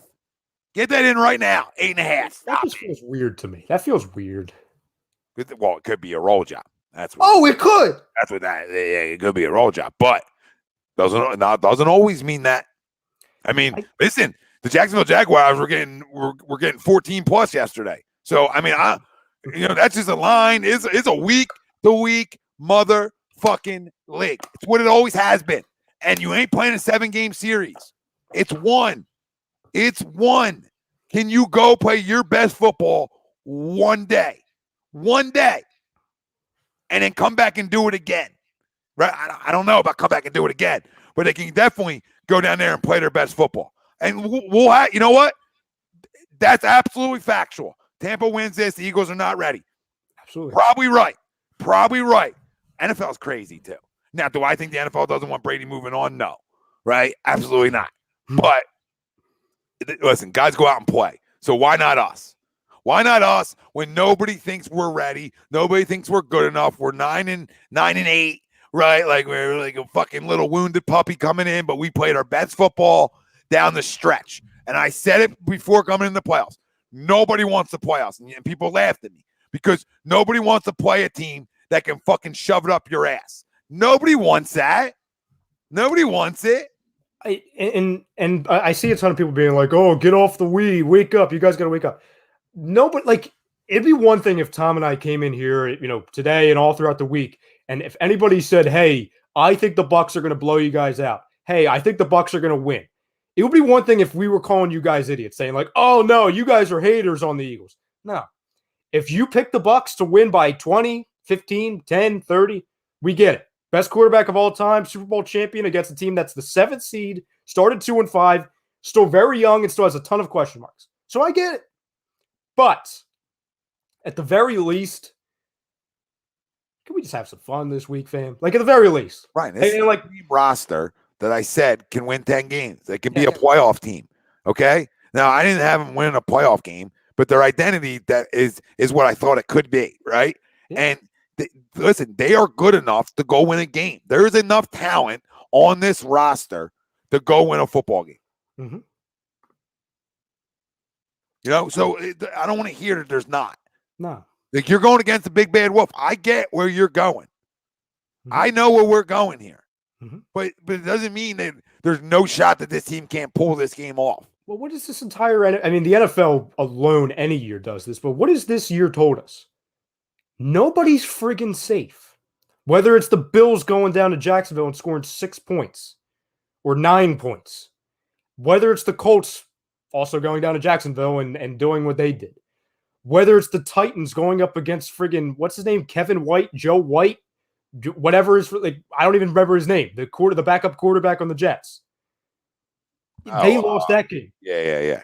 Western Kentucky. You know what I'm saying? Like everybody's beating everybody. Yes. You know what I mean? So it's not like the unthinkable anymore. Like it's never been in the NFL. But and those are bad teams too. Like Jags, they're a bad team. The Jets are a bad team. I'm not saying we're a great team, but we're not a bad team. We're in the playoffs. Dude, the way we finished the season, we showed it. We're a tough team. Now, I know the 500 record and beating people over 500. I get that. But you play who you play, right? You play who you play. Who the Bucs really beating down the stretch? I mean, tell me who they beat. I feel like they played all tomato cans with us. So, right, who have they played down the stretch? Now, I'm not telling you they don't beat good teams, but they're also not the team they were when they started the football season. No, they have a lot of guys that either aren't playing, hurt, etc. Like, so think about it. If I told you no Antonio Brown, no Chris Godwin, maybe no Levante David, well, then you ain't as good of a football team as you were. And you know what's funny too? Like I was arguing with a Giants fan last night, and he was like, "Oh, well, all you guys did was play bad teams." And I said, "Okay." And I said, "Up until week 12 or 13, you know who I would have considered to be a bad team? Us." So where was that energy back then?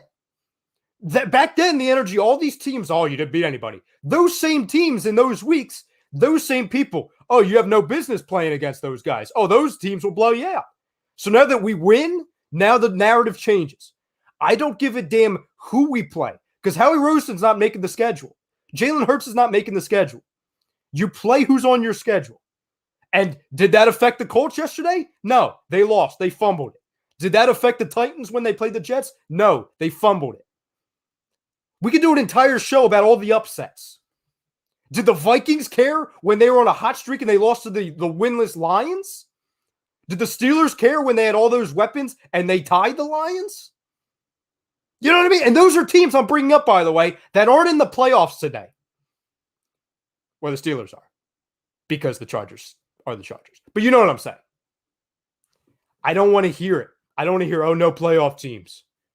Because the same people that are saying, you guys didn't beat anybody are probably the same people whose team that they root for are playing golf today. Yeah, listen, it's always that case, right? And I'll even say it more like the good teams beat the teams that aren't good, right? So like if you're a good team, you beat those teams. So we've proven that we're a good enough team to be consistent enough to beat the teams that aren't supposedly as good as us. Mhm. So that's a good thing. And Brady's done the same thing this year. I'm sorry, Don. I'm sorry. Sorry, yeah, Don. We're apologize. We don't mean that. The Lions caught a lot of ricochet shots by me. That's my bad. Yeah, I mean, listen, it happens. They're playing tremendous football though, Don, for your for what the standards are. You know what I mean? For a standard that's been set, I mean, they're playing tremendous football, right? Here's a question for you, Tom. Yeah, shoot, hold on. I'm looking up. I'm going to tell you exactly who the Bucs have played. I need, because it's in, okay, right. Okay, hit me. So they played the Panthers this week. Obviously, they played the Jets. They played the Panthers. They lost to the Saints. They beat the Bills, which is a great win. That's their best win so far of what you've said. Yeah. They beat the Falcons. They beat the Colts. They beat the Giants. They lost to Washington. Lost to the Saints. Beat the Bears. Beat us. Smoked the Dolphins early on in the year. Beat the Patriots week 4, right? They lost to the Rams. They beat the Falcons. They beat the Cowboys. You know what I mean? So go one by one because I want to play the same game, and it's fraudulent, but I want to play the same game that everybody seems like in the chat's doing. Not everybody, but go team by team. What, like playoff teams? Yeah. Let's see how many playoff teams that is. Since we didn't play any playoff teams, let me just see something. All right. It's Patriots. Yeah. Okay. Week 4. Cowboys week 1. Okay. There's 2. Bills. Later on, obviously, was that 5 games ago? They beat the Bills, so 3 playoffs. A lot of those teams lost against Washington, not in the playoffs. Lost against the Saints, had like their 4th quarterback, not in the playoffs. Played the Panthers twice, not in the playoffs. Falcons, not in the playoffs. Jets, not in the playoffs. Yeah, the only. So see how easy it is to play that game, fam? And it's a fraudulent game because it doesn't matter. It matters who you play on your schedule. But we can play that game too. But they won. Hold on, they won. Okay, they won 3 in a row going in. Mm-hmm. But like anything can happen. We're not the Saints, but can we create enough havoc up front like the Saints did? And you're right. We have nothing to lose. This is the biggest house money game of all time, except maybe for the quarterback. And that's not fair for me. And I'm not saying that because I bring him back. He's my starter next year. But this organization always loves the dog and pony show of being able to throw it around the yard. So to me, this game's important for Jalen Hurts. Obviously, it's important for all these young guys. But he's got to come out. He's got to come out and play great football Sunday. There's 3 players that I think it's not house money. It's Jalen. It's Miles if he plays. I know, and I know our expectations are low. I think you and I think if Howard's 100%, that's kind of more important. No. I mean, listen, I want all my guns. Mm-hmm. I'm not going to pass up any guns. Would you say, because I know he's had a really good season, but would you say Slay, there's a microscope on him just because he's got to be able to win that matchup? Bro, you can't get toasted by Mike Evans all day. No, and this is what I was saying earlier. You've got to force the issue. You've got to be able to rely on Darius Slay. Okay, you're not going to have that protection over the top. We're going to flood some gates here, but you've got to be able to do your job. Because all that goes away if you're getting beat over the top by Mike Evans. And I know, Tom, you say it more than anybody. Cornerbacks get beat in this league, right? But it's all about, listen, Pro Bowler, probably an all-pro, big play Slay. He's got to make sure he does his job. And, I'm not taking pressure off of Fletcher Cox and all that, or Javon Hargrave. But if you want to talk about guys who have had a microscope on him in that game, I think those guys are at the top of the list.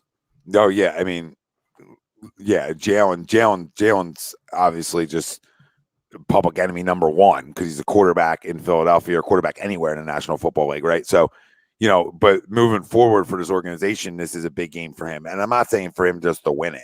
If he come out and play really great and we don't win, that could very well happen too.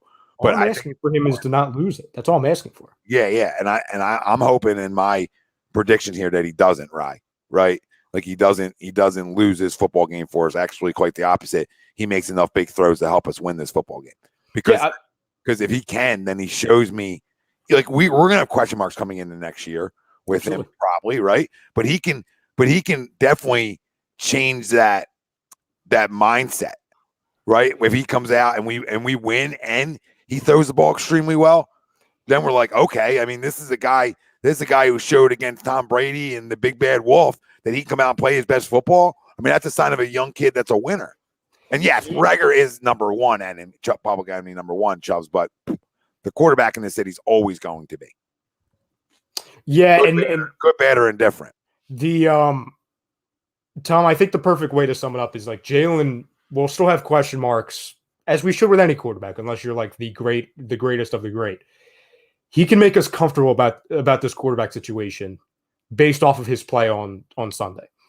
Like, we have a very good idea of what he is based off of a full season and everything, but he can confirm what we know or maybe what we're concerned about. He can make this very comfortable. He can make this a very easy offseason on what we need to prioritize. Absolutely. If he plays well. Because people said it earlier. I saw people say it last night. Oh, well, guys, if he wins a playoff game and then he plays it good against Aaron Rodgers, and Aaron Rodgers says he wants to come to Philadelphia, hey, would you want Aaron Rodgers? Like, I get it. Regardless of what happens this offseason, it's always going to be measured of, oh, we decided to stay with Jalen Hurts instead of trading for, Wilson or Deshaun or Rodgers, even though I don't think he's ever leaving Green Bay or ever coming here. Or going with Derek Carr. Like, he'll always be compared to what could have been. Completely understand that that's how sports work. But if he plays well this Sunday, we could give the organization and the quarterback the benefit of the doubt. Because, listen, he played well against Tom Brady. He didn't lose that game. He did his job. He left the field with the lead. You know what I'm saying? Like, if, say, Brady does what he does, and he's done a million times in this career. Oh, yeah. We're up by 4 points with 2 minutes to go, and Brady goes down, and they score a winning touchdown. We're not coming in on Monday blaming Jalen Hurts. Now, could we easily be saying, oh, well, maybe – they had a red zone opportunity here. Yeah, you always leave stuff on the field. You never have a perfect game unless you're Nick Foles in the Super Bowl. But you have the capability to not be the storyline on Monday. And that's all I'm asking. Yeah, I think he has to have almost a perfect game, though. For us to win, for me to get to my 27-24. So instead of doing players of the game, because we're going to do that Wednesday night, we're going to do our two key players on each side of the football. All right, we're just going to mix this in. I just thought it'd be fun since we were talking about players and all this, and then we'll make sure we give our fraud and our dark horse before we get out of here. And Sixers basketball tonight at 8:00. Another game, you get 7 in a row. Go beat Houston again. Another shitbird you got to play, but go beat them again. And then you got the national championship game tonight. So, but I'll just say this one thing, Tom. John Collins, Cam Reddish, you doing it? See that this morning? Yeah, I'll do it. I'm good. All right, let's go. Bye. I think Collins brings some toughness that I like. Yeah, especially against Embiid. but give us your score prediction, all right? Because I'm telling you, Cash App, Venmo, right from ATD to the family at home, all right? And we're going to do it again Wednesday. I'm not going to tell you the amount, but you got to put your score in. Make sure you're screenshotting it, and then you give us just your offense and defense players of the game, and do it again. Make sure you're doing it again Wednesday night too. All right. So I'll go defense first. You go offense first, and then we'll switch. Okay. So I'll go. My two most important players of this football game. It's like, oh, well, that's easy, Tom. It's Hargrave and Cox. It's those two. They got to dominate. You got to dominate. You got to flat out dominate. You want me to go offense, you said? Yeah, you go offense, and then we'll switch. I'll say my two most important on offense, I will go with Goddard. I'm not going to take the quarterback. I'm going to go outside of that. I'm going to go Goddard, and I'm going to go with Jordan Howard. Goddard and Howard. Okay. Listen, 140 people watching. We're trying to get to 10K subscribers. Help us get there, family. Pound the damn subscribe and hit the like. Only 40 likes. Grow up, Peter Pans. This is a big goddamn week. 62-26. Yeah, that one got me. I had to put it up. 40 to 10. That might have been my prediction if we played the Rams, to be honest. I'm so happy we're not playing the Rams. 40 to 10 bucks. I don't know if that's happening. Yeah, the TV will be turned off if that was the case. Okay, you said Goddard and Howard. Yes.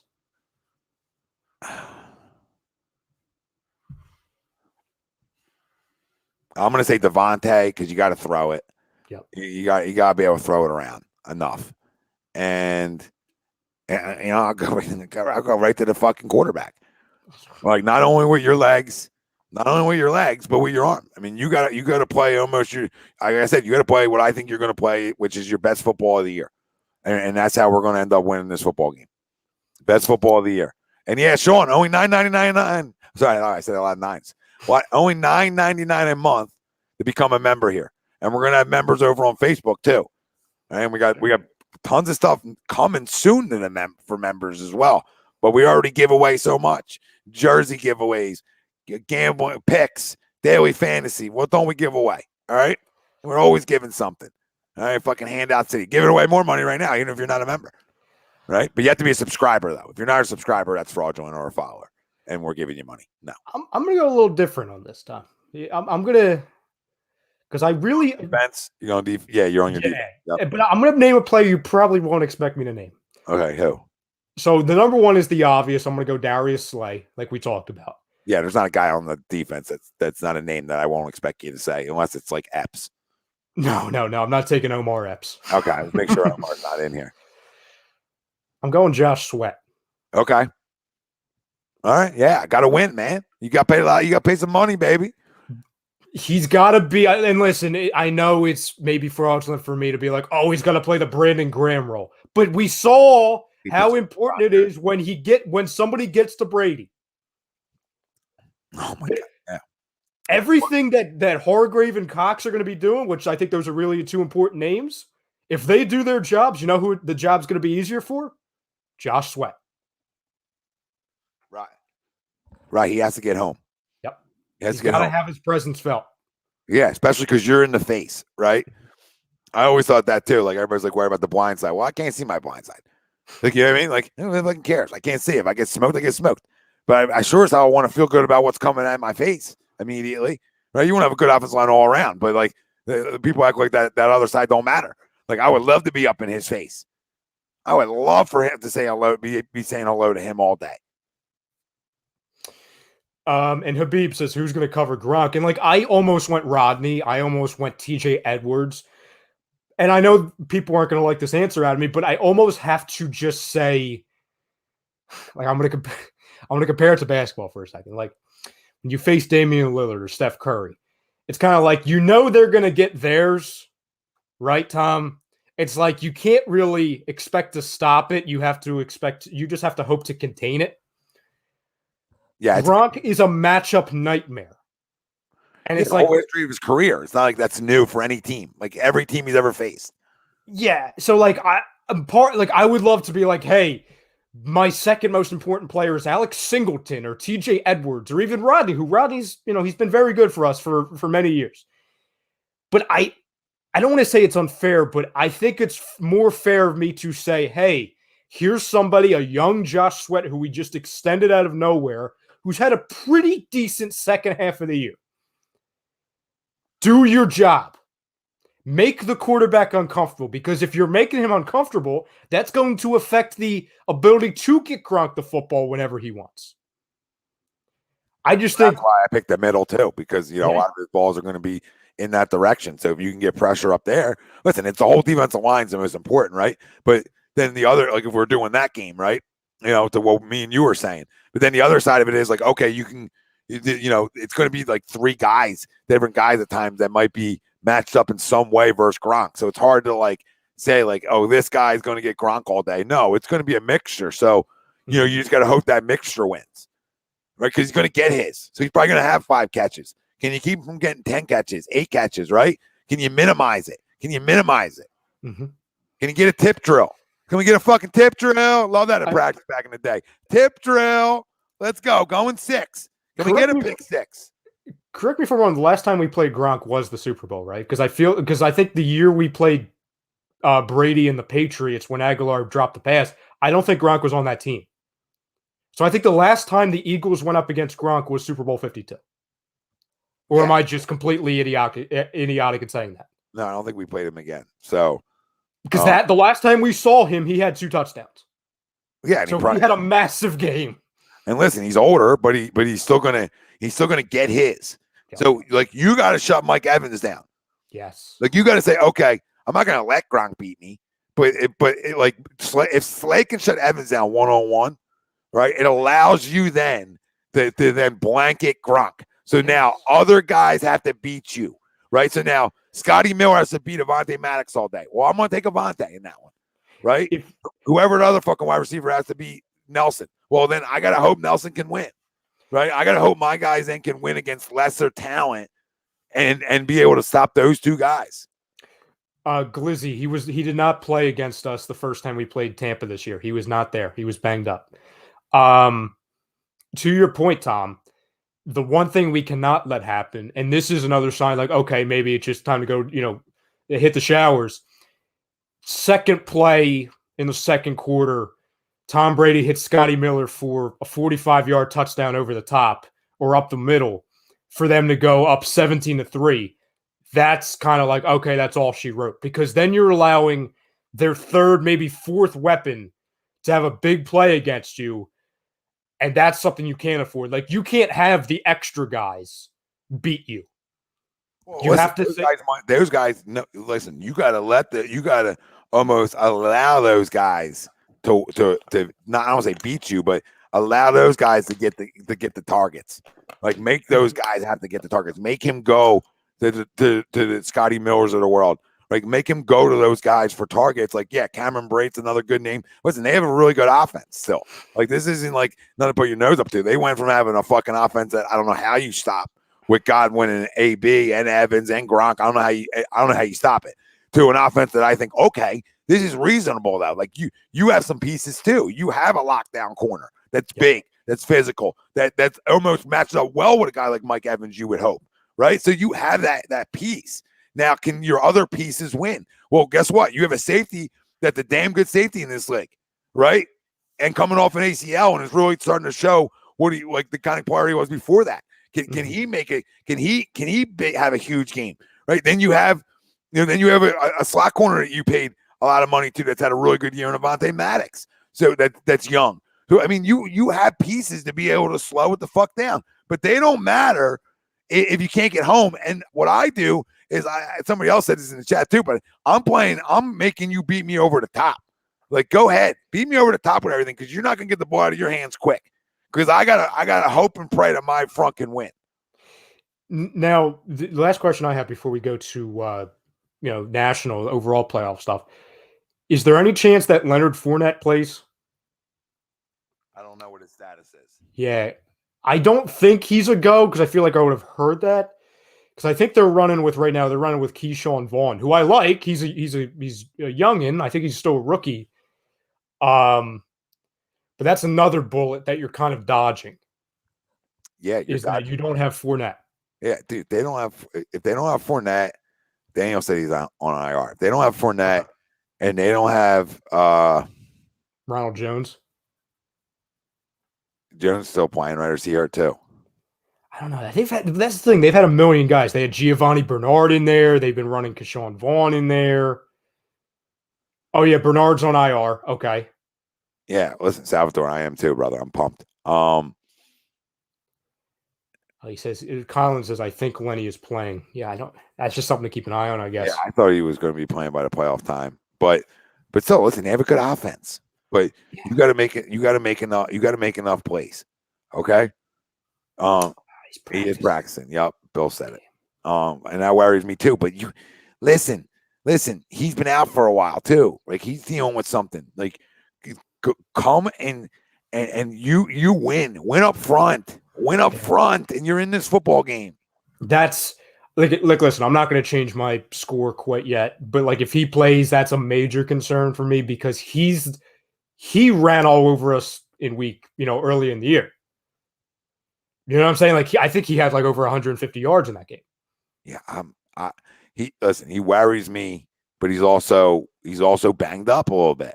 No, he is. So I hope that can slow a guy down a tad, right? That's what I got to hope for. I got to hope for that. Because if I'm winning up front, he's not carving me up. So, like, to my keys of Hargrave and Cox, if I'm winning there, like I need to win all night, then or all day, afternoon, right? Then they're not doing the things they want to do in terms of their run game, etc. So we've done a pretty good job, I feel like, of stopping the run. It's hard to say. Like, I don't know if we're as dominant as we were in years past, but we're still pretty good at stopping it. You know what's weird, and I'm gonna have to go back and look at the numbers, even though I think numbers are, they only tell half the story.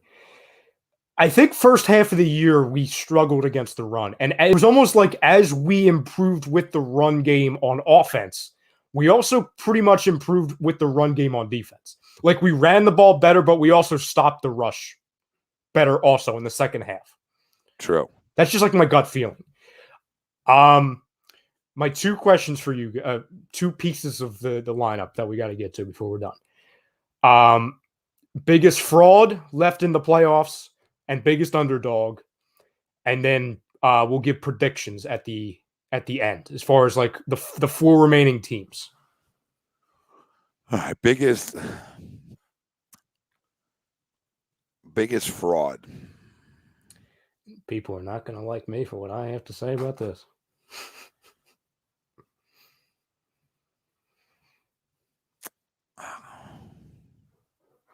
Well, I mean, like on paper, you would say it's the Steelers because it's smoke and mirrors, but they found their way in, and I love Tomlin, so I don't want to crush that. But to me, there's some teams that you can fraud. There are some teams that are questionable, right? Sorry, go ahead. Oh, no, okay, you're going with Bengals. Because I was going to say, to me, I label a fraud, it has to be a team that has high expectations. So, like, I don't think the Steelers are frauds because I don't have expectations for them. Okay, I see where you're going. Like, for me, my biggest fraud in the entire playoffs are the Buffalo Bills. Because they're just too damn inconsistent for me. They seem to be that team for me as well. Like them in Cincinnati to me are that's why. But Pittsburgh's a shitstorm, so you can call them a fraud because you could say they don't deserve to be in, right? Yeah. That's where that fraud from them comes from. Now, if you're talking about like the teams you're talking about, like the upper echelons, you can make the case for Buffalo. That's not a bad case. They had their fraud moments this year. They've also won some big games too. So like they're unknown, but as long as they have Josh Allen, I think they're going to make plays. So we'll see. But I don't know. I think Cincinnati's in for a little bit of trouble. So I mean, they're a top 4 seed. So if we're looking at those top teams, right? Those top 4, like who could be in for the most trouble? I think Cincinnati could be in for some trouble. Raiders. I don't want to play the Raiders. I don't know about you guys. I ain't trying to play I won't be trying to play the Raiders right now. By the way, if that coach is not rehired, there's something wrong.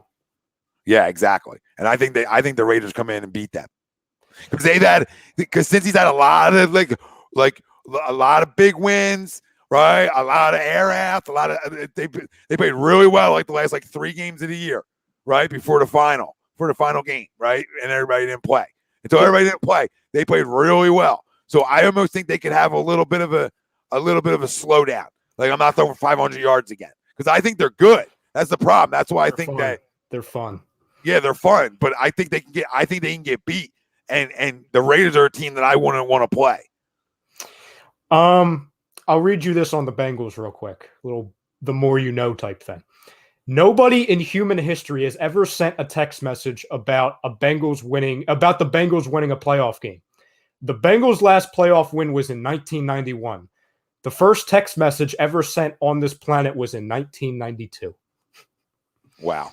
So there has never been oh my God, the Bengals won that playoff game text. That's amazing. I almost want them to win now.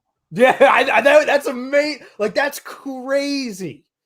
That's nuts. I think San Fran's a fraud.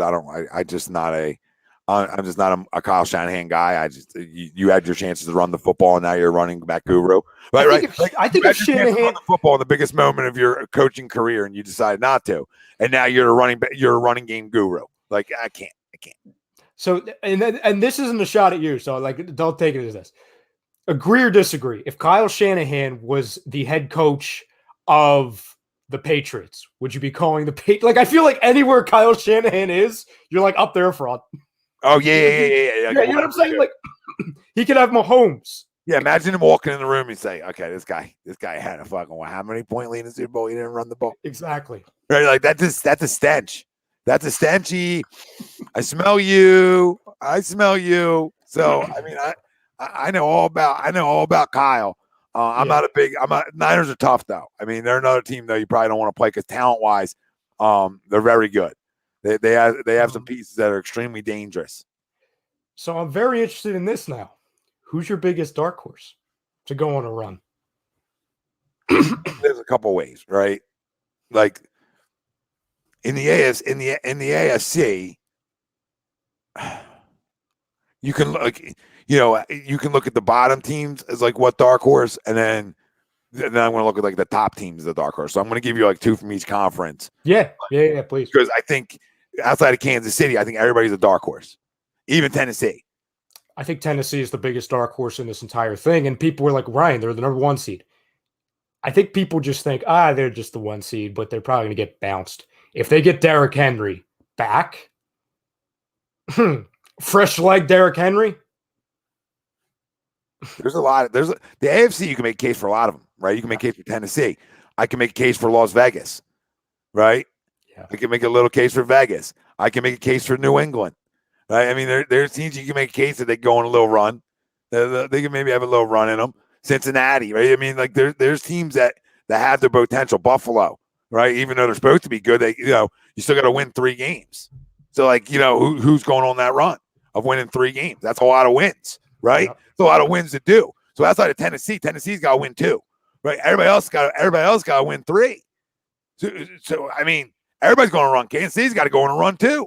You know what I mean? Like all these teams got to go on runs.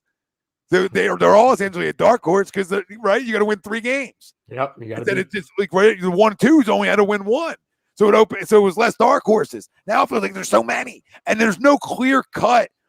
There's no clear cut number 1 team in the AFC. Like, not that they're all bunched together. They're all good. Like I don't know if anybody's great. Kansas City's probably your closest thing to great. They're all sneaky. Yeah, it's a weird conference. But I don't know. We're going to talk about who ends up where. So, I gave you a couple from this. We could talk about all of them just together, right? And then in the NFC, Dallas. I hate to say it. I think that's the only team that could fit dark horse because, like, Rams are supposed to win. Tampa's supposed to win. Green Bay's supposed to win, right? Dallas not supposed to win. Arizona really not supposed to win, right? You're talking about winning 3 games, okay? Going to the Super Bowl. Like, San Fran and us. I mean, those teams aren't supposed to win 3 games. The other teams, you can make an argument. Dallas, they're a 3 seed. Are they really supposed to win 3 games? I don't know. Nobody projected them to go there. So, I mean, if they win 3 games, that's a dark horse. I think Dallas isn't winning a game. And you know me, fam. I'm not Mr. Dallas hater. I hate Dallas, but I don't like I overvalue Dallas a lot. So it's not like, I hate the Dallas Cowboys. They're going to lose. I just think Dallas is going to lose this weekend. I think the most interesting game of the entire slate is 49ers Cowboys. Yeah, no, I think it's a very interesting game. I think if you're a Cowboys fan, you probably would want to see the Cardinals again, if you could, right? Like all things being equal, I think you would say, hey, can I see the Cards again? Because they're not going to beat me twice, right? They're not going to beat me twice. But I think the Cowboys beat the Niners. I think the Niners are very tough.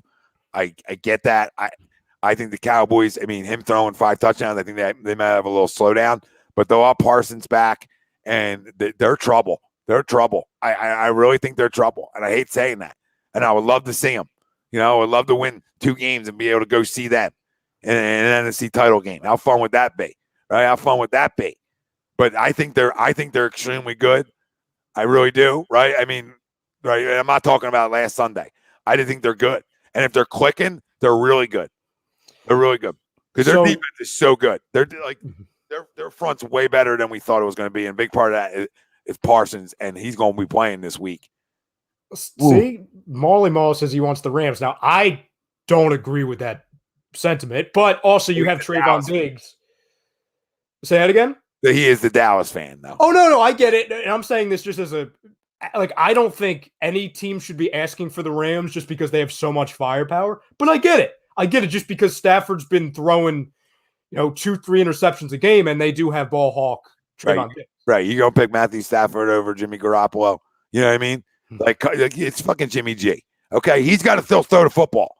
All right. It's not like they can run the ball like they did against the Niners at one time and just beat you, Molly. All right. Because you got an explosive offense where you're at, and you're at home. You're at home. I don't think the Niners win this football game. I like the Cowboys, but the Niners could be that dark horse because here comes Jimmy G, right? I think we're a dark horse. And maybe not to win 3 games. No, I think it's a dark horse to win 2. I think we're a dark horse to win 2. Because if we win this week, I think we match up really well against Packers because anybody can run on them.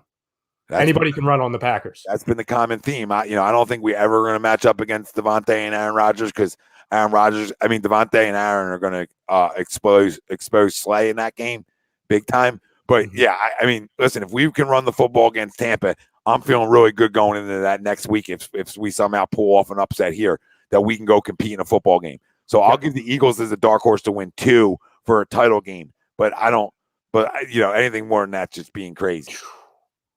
All right, my last question. It's a 2 because we'll save the full slate predictions for Wednesday so we can get all the guys in there.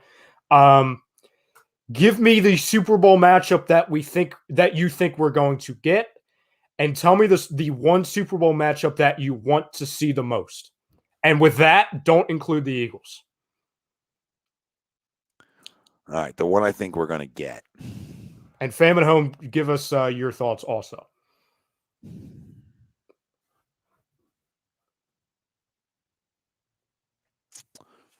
Wow, this is tough.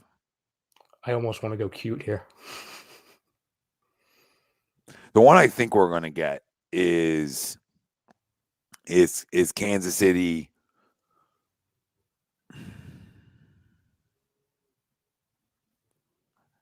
Kansas City, Green Bay. That's the one I think we're going to get. Is KC, Green Bay. What I would like to see Buffalo from the AFC. Okay. I would just like to see them. I like what they've done, right? I almost want to see them get over their little hump, right? Like if I got to pick a team from the AFC, like I like Bills Mafia. I like their fan base. They deserve it, right? Yeah, best fan base in sports. Yep. Best fan base in sports. Sean McDermott, I like them, right? I like them. Can you guys get over your little hump? So I'm gonna go Buffalo on the one I want to see. Verse.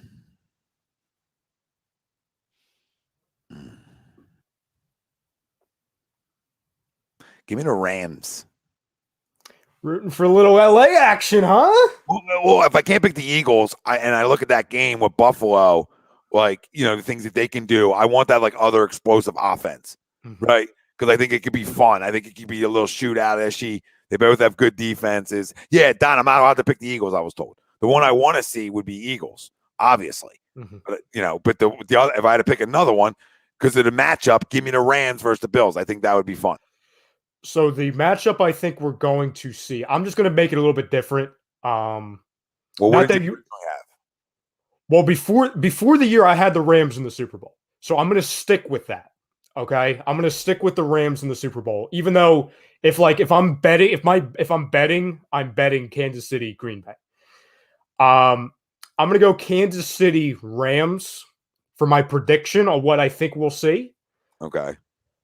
Just because I can see it where the Rams face off against Green Bay.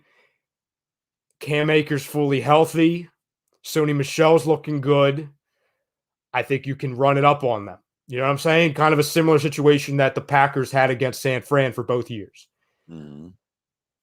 The matchup I'm rooting for, and I love Bills Mafia. I do. I would love it if they got to the Super Bowl and won a Super Bowl. But I think there's a story in here that I think people are kind of taking for granted. And I know it won't sell. I don't think it will get great ratings or anything. The story I would love to see is Tennessee versus Green Bay. Because I think if Tennessee makes it to the Super Bowl, let alone wins one, I think the story about their season is something that a lot of people don't realize, and I think it'll be one of the better stories in recent years. They had 80-some guys go on IR. 80. Or no, I'm sorry, they had 80 guys on their roster fully. They had 40-some guys on their IR. So they've had like 82, 83 guys on their roster total. You lose Derrick Henry, me and everybody are saying, okay, they're probably done. You see what Vrabel has done for Ryan Tannehill. Ryan Tannehill, when he was signed by the Tennessee Titans, he was signed there for one reason: to give serious competitions for Marcus Mariota. To see how they have resurrected his career, got him paid a ton of money in the offseason. I think Mike Vrabel is he's my Tomlin. Oh, no. Vrabel and Tomlin are my two favorite. We were talking about it on Agree to Disagree last night. Vrabel and Tomlin, my two favorite coaches in the National Football League. And I think people take him for granted. Mike Vrabel deserves 17 weeks of game balls, even in losses. Okay? I mean, he's tremendous. I sort of left them out because they were the one seed and what I wanted. But like them and the Bills, I'm awesome with. I'm totally awesome with. I'm just thinking that the league isn't in love with Tennessee, right? That's what I was thinking, like more like big market. But you can put a $10 bet right now on the Eagles as a conference winner, and it's plus 3,000.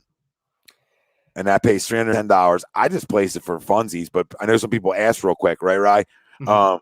So conference winners, Kansas City plus 175, Titans plus 300, plus 330, Bills plus 350, Bengals plus 700, Patriots plus 1,000, Vegas plus 2,000, Steelers plus 3,500.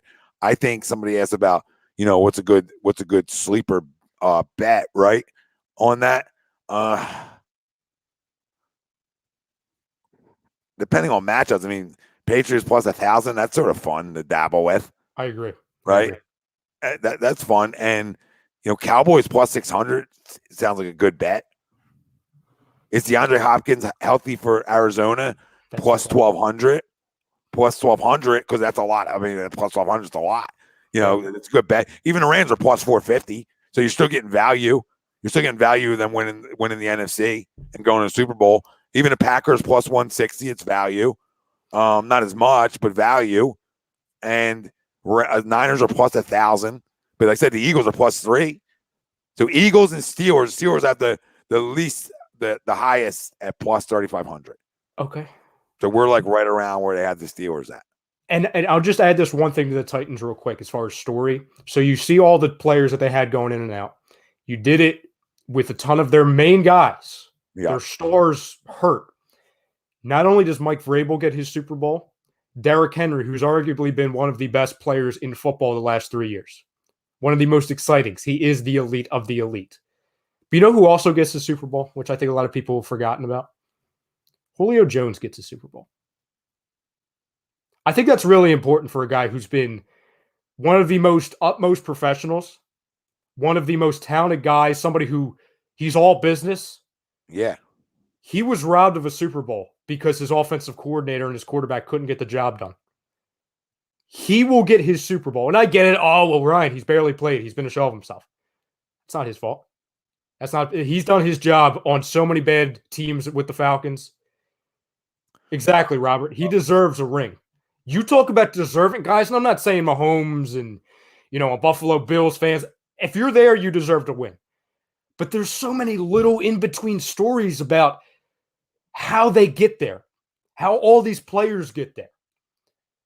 I would absolutely love it if the Titans got there and they won. Because I feel like they're one of the most disrespected one seeds I've seen in quite a while. And I say that knowing that, hey, if Derrick Henry's not back, they can lose the first week. They could be one and done. Absolutely. They can be one and done with them back. I mean, 100%.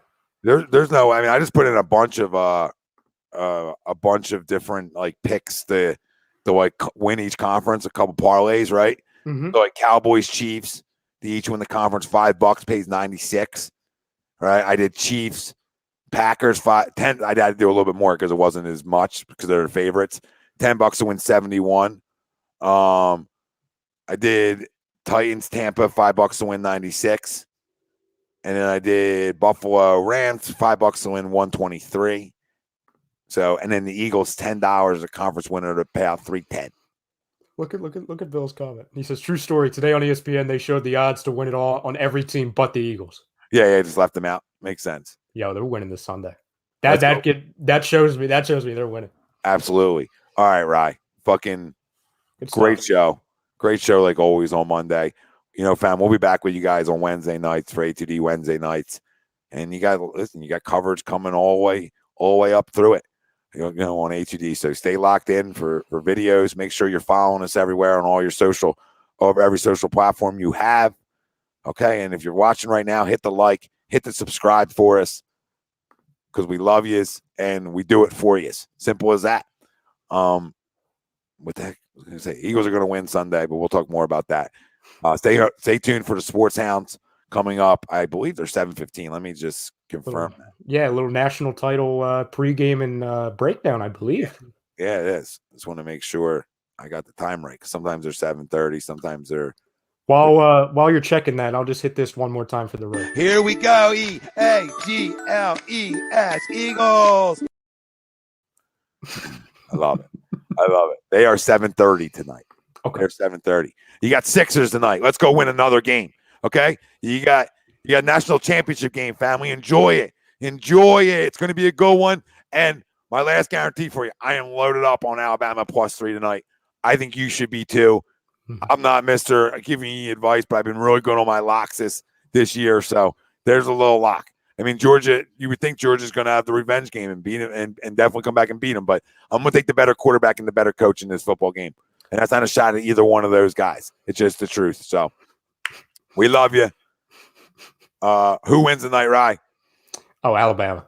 Rye's got Bama. And then we got to thank Fan Up. And make sure you get in it for the playoff contests, the NBA contests they have weekly.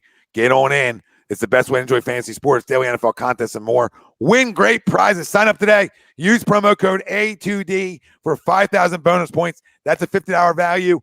Fan Up right on the Apple Store. Download it. Come challenge me, motherfuckers. Let's go. That's Ryan Brotto. I'm Tom Arnone.